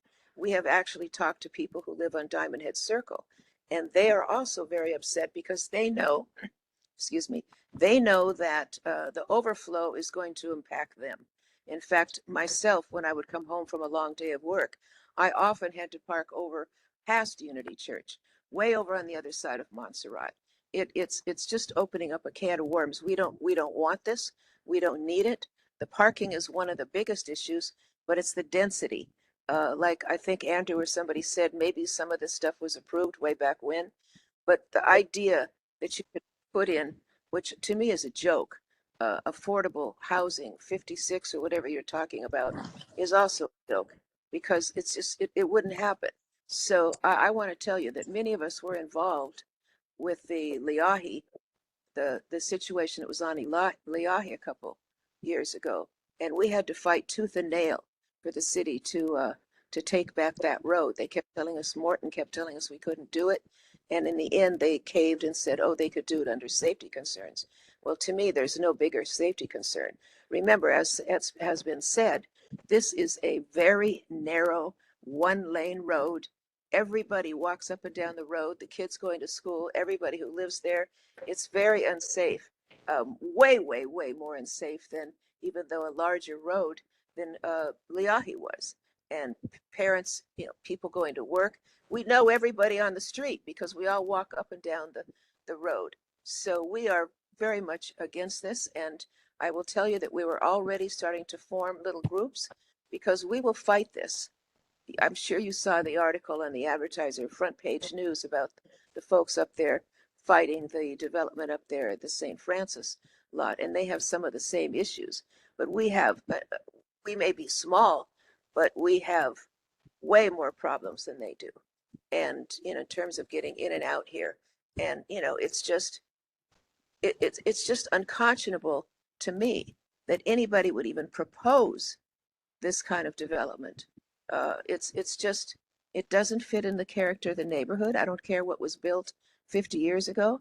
It's just, I mean, I could go on and on and on and tell you comments from the neighbors, but everyone is very much against this, and we will show up in force to the city council meetings or what have you, because we live here and we don't want to live in a situation with 56 or 18 or whatever it is, because that's too much. We've already got too much. And so that's just my comment for this meeting. Thank you very much for listening. Thank you. I really appreciate those comments. And I also didn't get a chance to respond to Andrew. So I have two comments. One, for Andrew, I understand that there is currently that gravel strip where people are parking. To clarify, that is part of our property. That's within our property line. So whether it's a gravel strip where people are parking now, I think it can fit 5 to 6 cars in a row that have to parallel park behind each other versus pull in if it was a driveway. I don't know how that would be less inconvenient to everyone on the road, but I would love to understand it. And then just as a general point, I understand the sentiments, at least from the last two comments. You guys don't want anything done here. So what I'd love to understand is then, what would you like to see happen with a 70-year-old home that's in bad condition that at some point needs to be developed? I'm just curious because right now it's zoned R5. It's an 11,000 square foot lot. So without any zoning change, we can go ahead and build 2 single-family residences of each maximum 2,800 square foot. That would be 2 stories. That would also add to the density because you'd have 2 large families in there with multiple cars, and we wouldn't have to have the on-site 15 parking spaces. And that's why our team has been thinking about this for months and trying to understand what would work, given that it is an older home and it at one point needs to have redevelopment. Okay, and Daisy, you have a comment? Yes, this is the property right next door to Diamond Head Sands. And if I'm not mistaken, a realtor friend and I did have a chance to go over and check out the house when it was for sale. And that's the one with the big mango tree in the backyard, and parts of it, the house was pretty stable for an older home. And it was of the older style. And then the backside, they added some additions, which were a little bit more modern. But the thing is that the house was not really that bad a shape, considering how old the house is. And the gravel area, it's only 6 to 8 at the most parking spaces. So I don't see how you can fit all 15 cars. Even if they do the theater style parking, they have to, go in and out. It makes no sense. And for only 11,000 square foot, that's only like 2.5 times of my property of 4,700 square feet. I believe that it is not very big for such a big, huge project. So, as you can see, it's an older area. And someone mentioned, what about all the different infrastructure? Remember now, this area, I don't believe had any sewer update or any of the other updates. My Kapahulu Avenue, when I moved in 50 years ago, that was the only time I saw any sewer being done. And it was big pipes. But then this area here has a lot of history, and it was zoned for R5 for a specific reason because of overdevelopment. Now, instead of saying affordable housing, which a lot of the local people can't afford, or even rentals, that's why they're moving out. And guess what? Guess who's buying those places? People from out of state. Instead of that, just lower the cost of rental or buying, then more local families can afford it. But this area, this particular thing was not that large, huge. Even if you went to the backyard and incorporated, it wasn't really that big. So I think you really need to rethink and do and keep it as an R5 instead of going to an A2, because the other areas are A2.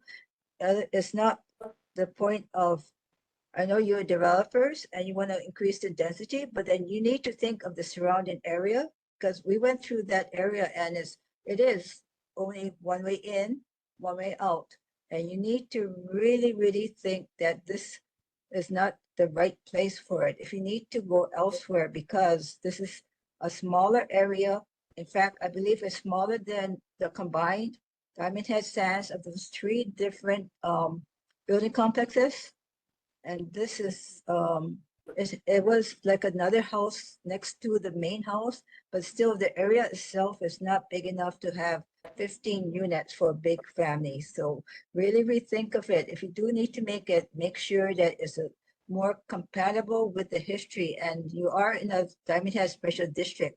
You need to think of the historic value of it, not just for, because I know everybody's thinking affordable, but no, this is the wrong place for it. Thank you. Thank you, Daisy. I really appreciate that. Just to clarify one thing, I know you rightfully mentioned there's about 6 to 8 cars that fit in the current gravel strip. We are not proposing that 15 cars fit in that strip. What we are going to do is put a driveway gate along the property line, and then every unit will have 2 outdoor spots within their driveway gate, and then 1 enclosed space within an enclosed garage that is in the unit. So every unit would then be able to have space for 3 cars. And then also to your point about the condition of the home, it's great that you've actually been there and you've seen it when it was on the market. And, you know, you could even go on Google Maps and look at what it looked like back in 2011. Or I know a lot of people here, our neighbors have told me, you know, I really looked at that thing. It used to not be in great condition. And, you know, what I'll say is when someone preps a home for sale, they're going to spend a little money to put lipstick on a pig. But when we actually went in there and did the inspection, let's just say it wasn't so hot, and that's why this property sold for well under appraised value. Okay, thank you. And we are running out of time. I will give a very brief to Keith. Yes, thank you. Yeah, I live at the Diamond Head Lanai 107. Brandon, Olivia, Marilyn, Andrew did a great job of voicing our sentiments. And, you know, parking, of course, is going to be a big problem for us. Even though your townhome proposal shows for 3 cars parked inside of your property line, in reality, no one is going to park their 2 cars blocking a 3rd one in their garage. They're just not going to do that. They're going to park outside. Your rendering for the townhome shows three Yes. parking stalls. I'm just curious why no one would park their car within their own home and instead fight for street That's parking. just a reality. Who's going to move their car? Who's going to park one car inside and block their car in? Well, actually, though, if you parked staggered, you actually wouldn't be blocking. So you would only have to move your car if you parked 3. But I understand your theoretical dilemma. Yeah, it's a reality to me. People in Hawaii just don't park all of their cars within their own parking. They're going to park outside. And it's just going to, in my view, it's going to just add to the problem on the street parking as it is. This area, you know, Panaina is as we've voiced repeatedly, is a very narrow lane. We get people coming up into our area from Pualei Circle side. We've got the competition with tourists who are frequenting the very popular food places around here, driving up into our roads, also looking for parking, often ignoring the private road situation. So it's just a big problem here for parking in general. Any kind of increased housing, especially the affordable side of it. Again, I think Brandon was alluding to it, you know, 56 units.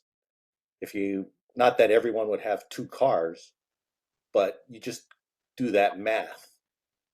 How are you going to get 100 cars on this street? There's no way. And, But, and you make a very valid point about that, and that's why we do not want to build. And I just want to stress that for everyone listening. For the record, we do not want to build affordable, and we don't want to build market rate condos. We would like to go ahead with the townhomes. And I do want to just note, because the chat is active, and Amanda Zapeta from Tommy Waters' office does make a really great point. I couldn't say it better myself, and she says, I think we should consider that keeping it R5 would likely have a greater impact on parking. Parking is a major concern indeed, not to mention R5 tends to present other issues like too many illegal tenants, unrelated tenants, illegal STR violations, and more. So that's just one point to consider if everyone would prefer to keep it as the R5. And then a gentleman named Igor asked about if the gate will end up narrowing Kanaina Ave. And no, it will not. The gate is within our property lines, so it would not narrow the street whatsoever. Okay, and thank you for that. And Marilyn, you have a very brief comment? Yes, I would just like to say that I didn't mention the first time, but I would like to concur with Keith. You know, Winston, I have to interrupt, Marilyn, sorry, but we have an in-person commenter and he hasn't spoken. Okay, And I yeah, think go ahead. Marilyn, just finish your comment briefly, because I would just like to say continue on with my chat. The eateries, we've got 7 to 8 eateries on Montserrat, and they ignore the private parking, they ignore the private street, and constantly park up. It makes it difficult, as well as everybody parking to go to the Waikiki Shell, to go to the beach, to go to anywhere down and in Waikiki. They come up on our street.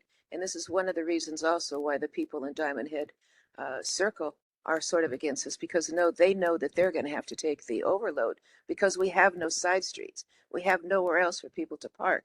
So they come up to Kanaina, and you come home at night. I used to come home late. You cannot find parking. And I don't care what they say about giving people extra stalls. People here have 2 cars, but they also have guests. And it's just completely untenable. All I want to say is we cannot allow this to happen. Thank you for listening. thanks, Marilyn. And then the gentleman in person? Yeah, my name is Paul Tachis. I live at the very dead end of Kanaina, and I've been there for 25 years. And I've been battling with Tommy Waters, the state of Hawaii, the city and county of Honolulu over the condition of Kanaina Avenue, which has been deemed a public roadway to allow for ingress and egress of those that live in the various tax map keys that are listed in the judgment of 1990 something. Anyways, and I've got a copy of that in front of me. I'll share it with Rachel. But my question is to you, Rachel, is how long will this project take if you just go with this most attractive 5 units? Thanks, Paul. For us, if we were to be able to proceed with the townhomes, we've started reaching out to large builders that build commercial projects, multifamily. And the reason why I did that is because I know that those crews can knock out something like this much quicker than if we went to maybe a smaller residential team. I would, and don't hold me to this because I'm out of control because we're still in the early stages of it. But I'll let based you on, know I'm 20 years construction design, Okay. Armstrong Builders. oh, So fantastic. I know Can what, you do this in I'm- 9 months? well, I'm saying Okay. minimum 6 months. Yes, and that's Very- why. I mean, but we're talking light speed. Yeah. The reason I'm asking this is everybody's talking about parking after these are built. I'm talking about the impact of the construction. One delivery of sheetrock is you've got the way your plans are looking at your footprint. You're going to close down Kanaina for 20 minutes to a half an hour. That's unacceptable. Where are your crews going to? I mean, I'm looking at the realistic impact of the residents of just your construction alone. 3 parking spaces per 5 units. I'm libertarian. I believe in private property and doing with your property as you wish, but zoning is put in there to protect people. Right. So, I have to come down on the side of I don't know if this has really been thought through, because your footprint for 5 units comes right up to that property line, and that makes that roadway 1 lane. And if a delivery truck is there to bring construction materials, you've literally closed that road. And then where's that construction material truck going to turn around? It's kind of a boondoggle. Yes. And so I credit you for such a beautiful design. I can appreciate it as a designer myself. But I just think that the way the situation is, I'm just going to have to say that it doesn't seem like it's a good idea. Right. And I appreciate the thoughtful angle that you have in terms of like during construction impacts. And one, Arita Polson would be our first choice based on how large they are, and they can knock this out. They can knock this out quite quickly. The other thing is, say we just do R5 and we build another one dwelling, or we build 2 dwellings. Whatever we construct is unfortunately going to inconvenience the road. And all we can do is just try and be most thoughtful about the community, to use best management practices. It's no different to someone coming in and moving in with 2 giant trucks, right? We would have to have the appropriate vehicles. We've already talked about construction workers not parking and actually walking, or perhaps having a shuttle. From where? Well, you know, I know that this parking is a really hot topic, and I see the chat popping off. I hear it. And I understand that any kind of development, you know, pokes the bear, but also these parking issues are in a sense also unrelated to us, in terms of these have been longstanding and we're not here to make them worse. And I think that this is getting muddied with our proposed development and what we're thinking through. And I'm sorry that you guys are dealing with all of this. All we're trying to do is be mindful and design in the most respectful way, taking all of these parking considerations into concern. And that's why we actually went for the 3rd option in terms of even designing it, which took more time, more money. I just want to add one thing. If the utility lines are relocated underground, you are going to close off completely every parking space on the backside of the Lanai building, because there is the easement that runs right along the property line there of the Lanai parking area. So all I can see is just a nightmare during construction, and then what this will bring afterwards. So that's my 2 cents. Absolutely. I appreciate you giving me the time, and I appreciate you being here. Thank you. Thank you so much. And construction will be annoying and inconsiderate, even if we just decided to renovate the house as is. And all we can do again is be mindful and mitigate that. And I just want to clarify one point with you saying the driveway being up to the property line. It would still be before the HECO poles. So we are not further impacting or narrowing the road. The HECO poles are narrowing the road. And if we were to build the driveway gate at the property line, that property line is set back further in than the HECO pole. So just want to clarify, it will in no case actually narrow the road. I'm talking about the excavation for the underground utilities, which will literally close off every parking stall behind the Lanai building. So that's the point I was making. Got it. There were 2 points. One about the actual construction, if it were to be moved underground. I hear that. I understand that. You also made a separate point about the driveway gate being right up to the poles and that it would. No, I said the property line. But the driveway gate up to the property line. We are in agreement with where the property line and the driveway. Got it. So it would not narrow the road. But it's, if we were to bring the driveway gate. no, to my the point property. was the utilities going underground. Yes, that unfortunately, at one point, say I don't do any development. A lot of these are old buildings. At one point, infrastructure will have to be upgraded, whether it's me, whether it's the city, whether it's one of your condos, and it will disrupt the road. Do you know where the sewer line tie-in is? Yes, we do. Is it behind at the Waikiki Elementary School side, or is it on the Kaneina side? We have our architect on who can actually explain it in detail. If you have time. That's up to Winston. You know, we don't have time. It's obviously an issue that's gone on.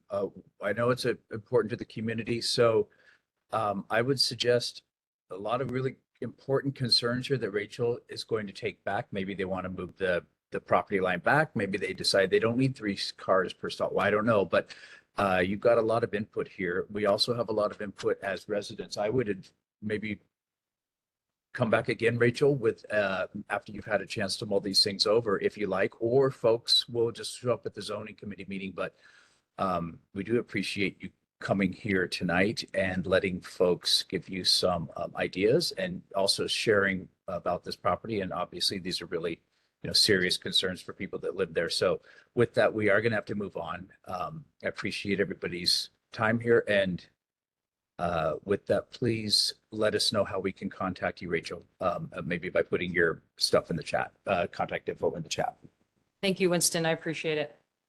Okay. And with that, we shortchanged our reps last time. I do not want to do that. I'd like to skip over the resolution that we had, which is the same one, a revised one from last time. It's not an emergency that we take that up. If we get to it, that's fine. I think that there's been a lot of chat that's come in from Amanda and other elected officials reports, but I would like to move on to that first, to our elected officials reports, and then come back to that if there is time. Is there anyone from Ed Case, Brian Schatz, or Maisie Hirono's office? Seeing none, let's say, is Ryan Aguilar or someone from the governor's office here?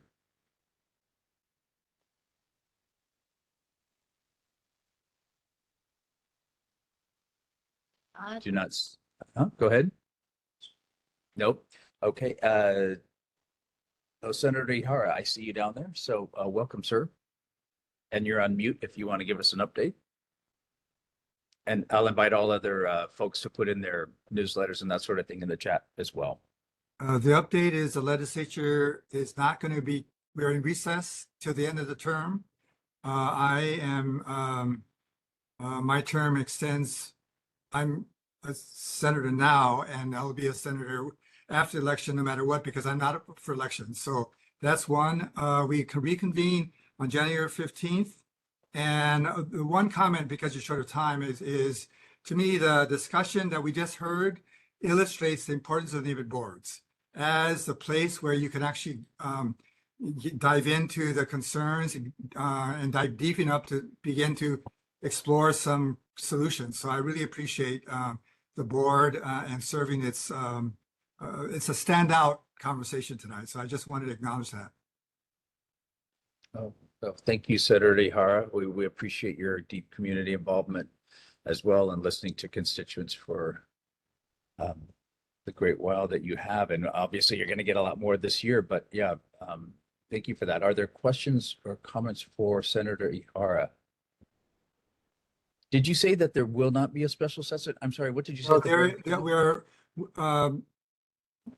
There will be no session until January. Okay, I saw, okay, all right. There's, the Senate could go back. No, we don't even have judiciary nominees coming. That's the only reason we will go back. If there's a Judicial Selection Commission submits a name to the Senate, then we would have 30 days to confirm or deny, and we don't have anything coming. So we will, so now the next phase would be to legislative ideas and drafting bills for January 15th. So, okay, and if people are interested, they should contact your office as soon as possible. Right. Okay. This is Arlene. I have a question for the senator. Good. This concerns the houses that are falling into at Sunset Beach and the 2.5 mile strip on the North Shore where there's a lot more properties at risk this winter. And I was wondering if you've heard anything in any of your senators or representatives, if they are talking about this and trying to come up with solutions for the immediate upcoming winter. I am not aware of anything recent, and I'll keep an eye out for that. I've been following in the news. I'm not sure. I don't know if there's a lawsuit. I'm not sure with a land board. Basically, they have jurisdiction and they're trying to, I guess, deal with it. So I really don't know. Maybe that could be something that we can ask the governor's rep for the Department of Land and Natural Resources to maybe give a report when they come next session next month to just mention an update of that concern. Yes, I think we, as a neighborhood board, we really need to, all the neighborhood boards on the island need to really raise awareness of this issue because it affects everybody on this island. If a home goes into the water, it's with all its items, it's a major catastrophe.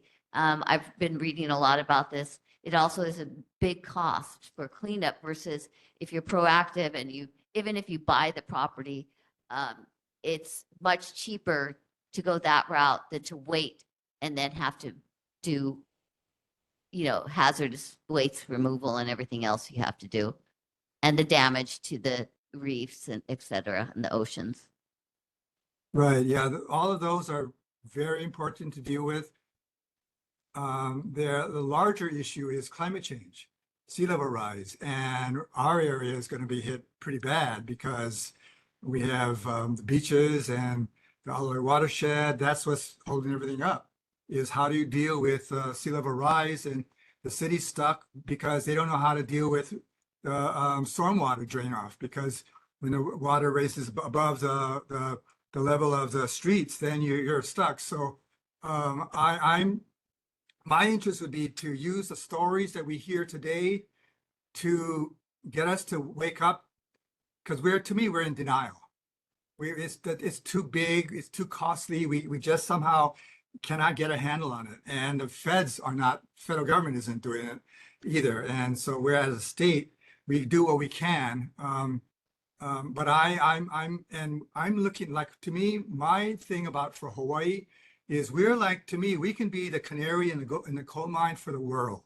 Because right now you have the South Pacific Islands and you hear stories about them, but they're not loved like Hawaii is. Hawaii is in the people's hearts. And we can basically, the future of our state, of their beloved Hawaii, a lot of people love Hawaii, is at stake. And we need to save Hawaii and the world, basically, because it's cities all around the world, right? I mean, all these harbors, they're all in trouble, And at some point, the insurers, the Lloyd's of London and those secondary insurers, they're going to have to decide what they're going to do, because they have a lot of facilities right along the shoreline, and they're going to be in 30 years. I mean, I don't know what they're going to do. You build walls so it's a huge problem that basically I'm hoping that with this presidential election and a wake-up call to the world, it's time for the species to wake up, because we're in deep kimchi. Yes, this is why I'm bringing it up. Yes, thank you. Thank you, Arlene. And Daisy, you have a question or comment for the Yes. senator? Yeah, thanks, Chair. Hi, Senator. Are you familiar with the state's program to have Hawaiian Electric customers partner with the state to purchase solar panels to get your electricity bill low? There was someone from the state going around asking if people are interested in getting their HECO bills, Hawaiian Electric bills, lowered down to the minimum of $31 by having solar panels attached to your home. You pay into HECO, and then 90% or 93% of the bill will be going to pay off the solar panels. Are you familiar with that program that the state is just starting to initiate with HECO? Well, we've been doing that for quite a while. There is a state and federal tax credits, and it expired. The federal tax credits expired, I think, a few years. I got solar panels on my house just in the nick of time, but after that, the federal tax credits went out, so yes, people are. It's a finance game where you invest, and the savings go back in to pay off the installation of the hardware, the solar panels. But the other thing is there is a program we've set up where people, like renters, or actually maybe if you're in a place that is not, well, the idea is you have a community garden, so to speak, and then you have members who and you put up solar panels and you share the benefits of that. So and so there's that program. But I can, Melissa, we can provide you more information on Daisy to get up-to-date information. Okay, because I was just Melissa's out curious. next year until next week. But we can get that information. Those are fact Yeah. questions that we can get. Yeah, it's for people that think they can invest in solar panels through the state. That's all. Thank you. Okay. Thank you, Senator. And yes, then if there's no more questions for Senator Ihara, then is there someone here from Mr. Kobayashi's office, from Bert Kobayashi's office? I do not see anyone. And Jackson Sayama's office? Jackson may be on holiday. I saw that Amanda put a lot in the chat from Councilmember Waters' office, and Stanley Chang's rep did as well. Teresa, do you have an update for us that's not newslettery? Oh, yeah. So, well, just in the chat, we have our housing newsletter and our constituent newsletter. And then for anyone who's traveling soon for the holidays, the Department of State has launched a new online passport renewal system, and you can renew your passport online at travel.state.gov/renew online. And our state libraries have asked that we take a 10-minute survey to share with them how they can better serve us. It's really short, again, 10 minutes, and that's in the chat. And also, just a couple weeks ago, Professor Hong from the Singapore Management University was in Hawaii, and Senator hosted a seminar on the Singapore housing model. And so I put a link in the chat for anyone who's interested. Okay, thank you, Teresa. Are there any questions for Senator Chang's office or Teresa? This is Arlene. I do have a question. Go ahead. I'd like to know what the senator's position is on sea level rise and our coastal erosion problem. Yeah, let me take that back to Senator, and then I'll respond back at the next neighborhood board meeting, or I'll shoot you an email too. Okay, that would be great. I mean, this is a really pressing issue on this island. Thank you. Thank you, Teresa. Let's see, Amanda, you are up next. Go ahead. Thank you for waiting so patiently and all the information you put in the chat. Thank you so much. I'll try to be really quick. Other than the information I provided in the chat, I did have a few community updates I wanted to mention. The first one is I just wanted to mention in the last couple of weeks, we've received several complaints about solicitations of goods, basically the sale of goods at the Diamond Head lookouts. Apparently there was first one, and now there's two vehicles that have been parked at the lookout selling items to tourists out of their trunk spaces and their vehicles. And so we had HPD go check it out. They monitored there for about a week. The thing that's concerning is that HPD basically said that they observed the activity, but there's not a for sale sign for these items. There specifically are donation signs. And so because of that, that's a bit of a loophole. It's not considered peddling in that case. And so HPD is actually not able to take any enforcement action. So we think that's really concerning. And I have a request into DPR for some more information on that. We're asking them to take a look at park rules, any additional signage they can put up, maybe, no unauthorized solicitation or something of that nature to try to address that. Before it becomes out of hand. And of course, if we need legislation for that, Chair Waters is certainly willing to take a look at that. And then for Makalei Beach Park, I just wanted to follow up on the moped issue. DPR is assessing whether there's any portion of the park, I think there's like a concrete pad area that they're looking at possibly using for moped parking as just one solution to the ongoing problem there.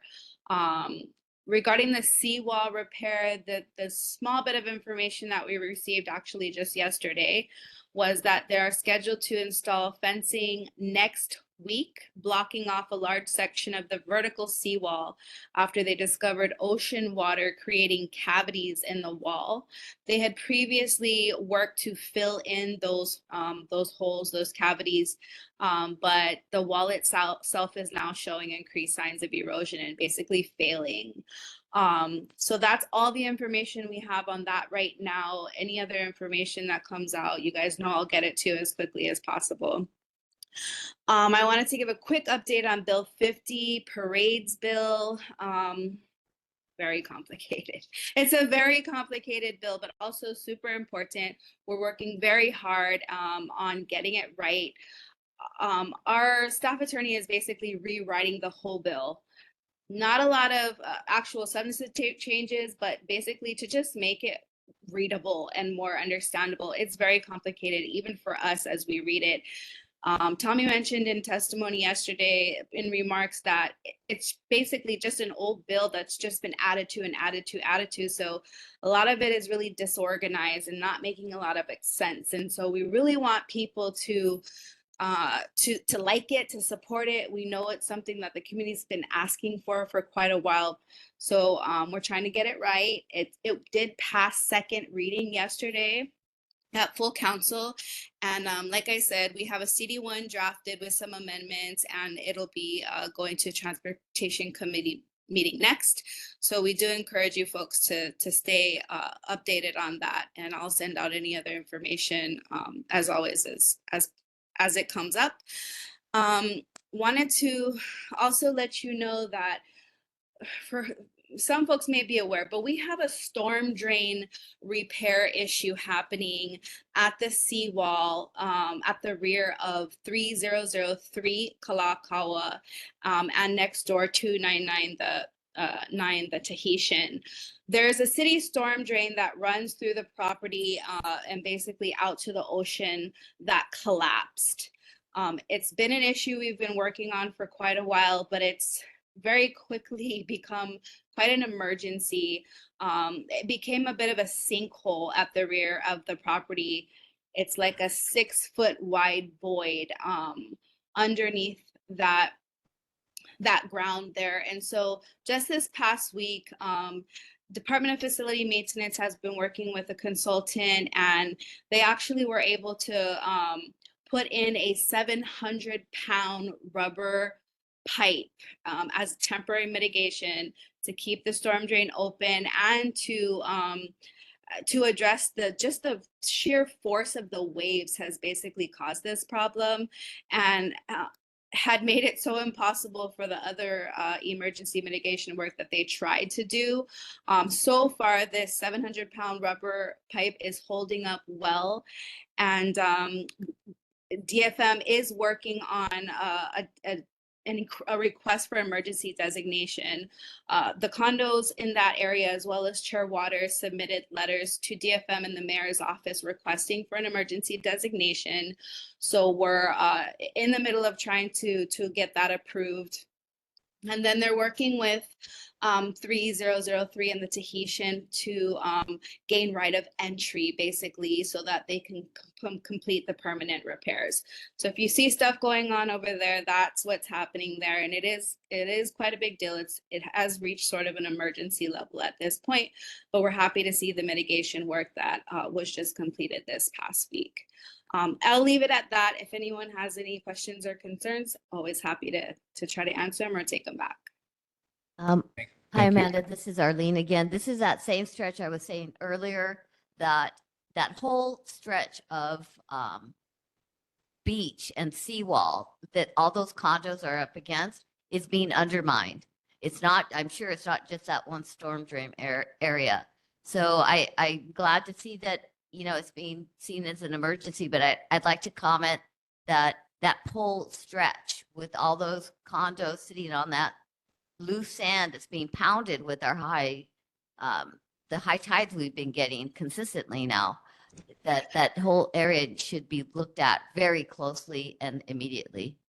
Yeah, thank you for that point. It is a really good point. Unfortunately, it's even more complicated because the city is not responsible or authorized to do anything with the seawall. Our understanding was that it's under DLNR state. However, when I reached out to them to let them, just to make sure they were aware of this project and what's happening and that there are growing concerns about the stability of the seawall, they actually said that the seawall in that area has been closed since 2018. And of course, that's almost laughable. I'm like, well, you should know there are several hundred people that traverse that seawall every day, and it is a really big concern. They say that they posted signage, and that's, about all they were required to do. We actually met with DLNR, Office of Conservation Coastal Lands today on a separate matter. So we are looking, I think, to our state partners at this point to help us, try to make some headway on the seawall issue. According to DLNR, it's not just the state that's responsible, it's actually the abutting property owners that have an interest in the maintenance responsibilities as well. And it sounds like it gets really complicated there. Again, we understand it is a very big public safety concern, so we're going to be looking at our state partners to help us address that issue. I mean, all you have to do is look at the reels of that condo in Florida collapsing to get a little fear of what might happen along our coast. Yeah. Yes. Are there any other comments, questions for Amanda? Yeah, and also I recommend for folks, if you have questions in between our meetings, please email Amanda, Calvin Say's office, Leslie Hara, our mayor, Anton. Email everybody, but Amanda's the one that's going to get back to you first and fastest. I got to say. Thank you. And with that, not to disparage Calvin Say's office, because they also get back very quickly, but I see someone is here from Calvin Say's office. Janelle, you are here. Do you have anything to add to what you put in the chat? Hi, we actually Chastity is going to give the report today. Okay. Hi, this is Chastity Santiago from Councilmember Calvin Say's office. No really big updates for the St. Louis area, but we have been working with the Department of Facility Maintenance to clear the debris that was left behind from last month's sweep underneath the St. Louis Bridge. And we're also working with DFM to put additional fencing up near City Mill that was cut previously. But other than that, we're here to take any questions, comments, or concerns. Okay, I heard Calvin's in Japan, or was. Okay, Laura, go ahead. Yes, very quickly, I mentioned earlier in the program today, would you please have Calvin Say contact Iolani School with the appropriate high-level administrator to address the question of how Iolani School will solve the extreme traffic problem in Mo'ili, Ely, but also the spread out traffic problem into the Kapahulu and Waialae areas. Thank you. Thank you, Laura. And Margaret? I just hope that the mayor vetoes Calvin Say's fireworks bill. It's crazy, especially in his neighborhoods that have older homes, high density, and they're going to allow the firebugs, pyromaniacs, free reign there, and it's just ridiculous. Okay. And thank you. Are there other questions or comments for Calvin Say's office? Okay, and I see Ryan, you were here. I saw you. Did you run away? Maybe Ryan Aguilar of the governor's office. I see you if you want to beam in.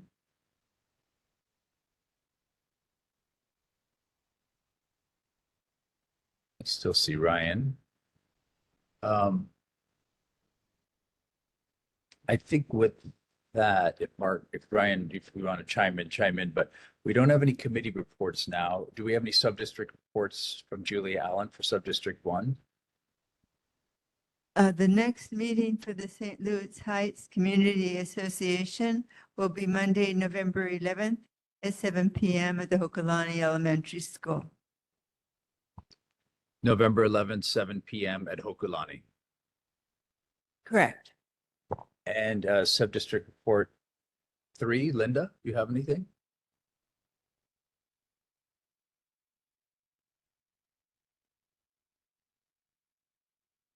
And we are, if someone wants to be Subdistrict 2, let me know.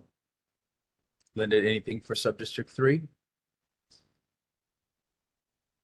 Okay, you know, actually, we have 3 minutes. Just for fun, what if we did a mass acceptance of the minutes that are listed there? April, May, June, July, August, September. Can we do that? I can second that. Well, can we do that, Curtis? Yes. Okay, then also, I'll. also move. And Okay, also, I did receive corrections from Secretary Boydell for last month's meeting minutes, so that will be incorporated. I would then ask There that. was one that little we amend- mistake, we- and that was the water fountain, remember? Yeah, I would was say a then shower. let's not do last month. Let's do Yeah. April, May, June, July, August, that we accept those. No corrections to those minutes. Okay. Okay, is there a second from Julia? I can second. Okay, any comments or questions? I will say, yeah, thank you for Curtis has really helped with the minutes, straightening them out. For the agenda, I'm sorry. And yeah, I will just say that, let's take a vote on this then. If you would, can we do just a mass vote, aye and nay? Yes. Okay, all in favor, raise your hand or say aye. Aye. Aye. Any nays? Aye. Any nays? Any abstain? I will abstain on this, Curtis, but I think the motion passes. Okay. So those are cleared off. And I would, yeah, I just want to say the reason I'm abstaining is because I have been beating this horse for a while. I know, don't beat a horse, beat a drum, that we need to have the minutes, what we've talked about many times, that comport with state laws, the way that I view it. And I think we could get closer with this using some AI to run these meeting minutes through, ask it to summarize, help Curtis and the other people with their onerous jobs to then work on when it says Kalani Ane Ole. Obviously, AI is not going to get that yet, but that would help sort of meet this thing because I don't want to slog through a lot of meeting minutes to understand when we've been talking about Alawai or whatever it is. So anyway, with that, then we just have September's meeting minutes last month. Are there any reports for people from other meetings? Okay, we have we will have maybe a Parks Committee meeting next month, this upcoming month before our meeting, as well as a Transportation and Safety one. And with that, our next meeting is on Thursday, November 14th at 6 p.m., same place or online. You guys have been terrific. We will pick up that resolution next time. And with that, let's finish. Let's call it 10 seconds early. Have a wonderful weekend, everybody, and thank you for All right, thank you. a meeting adjourned. Aloha. Thanks.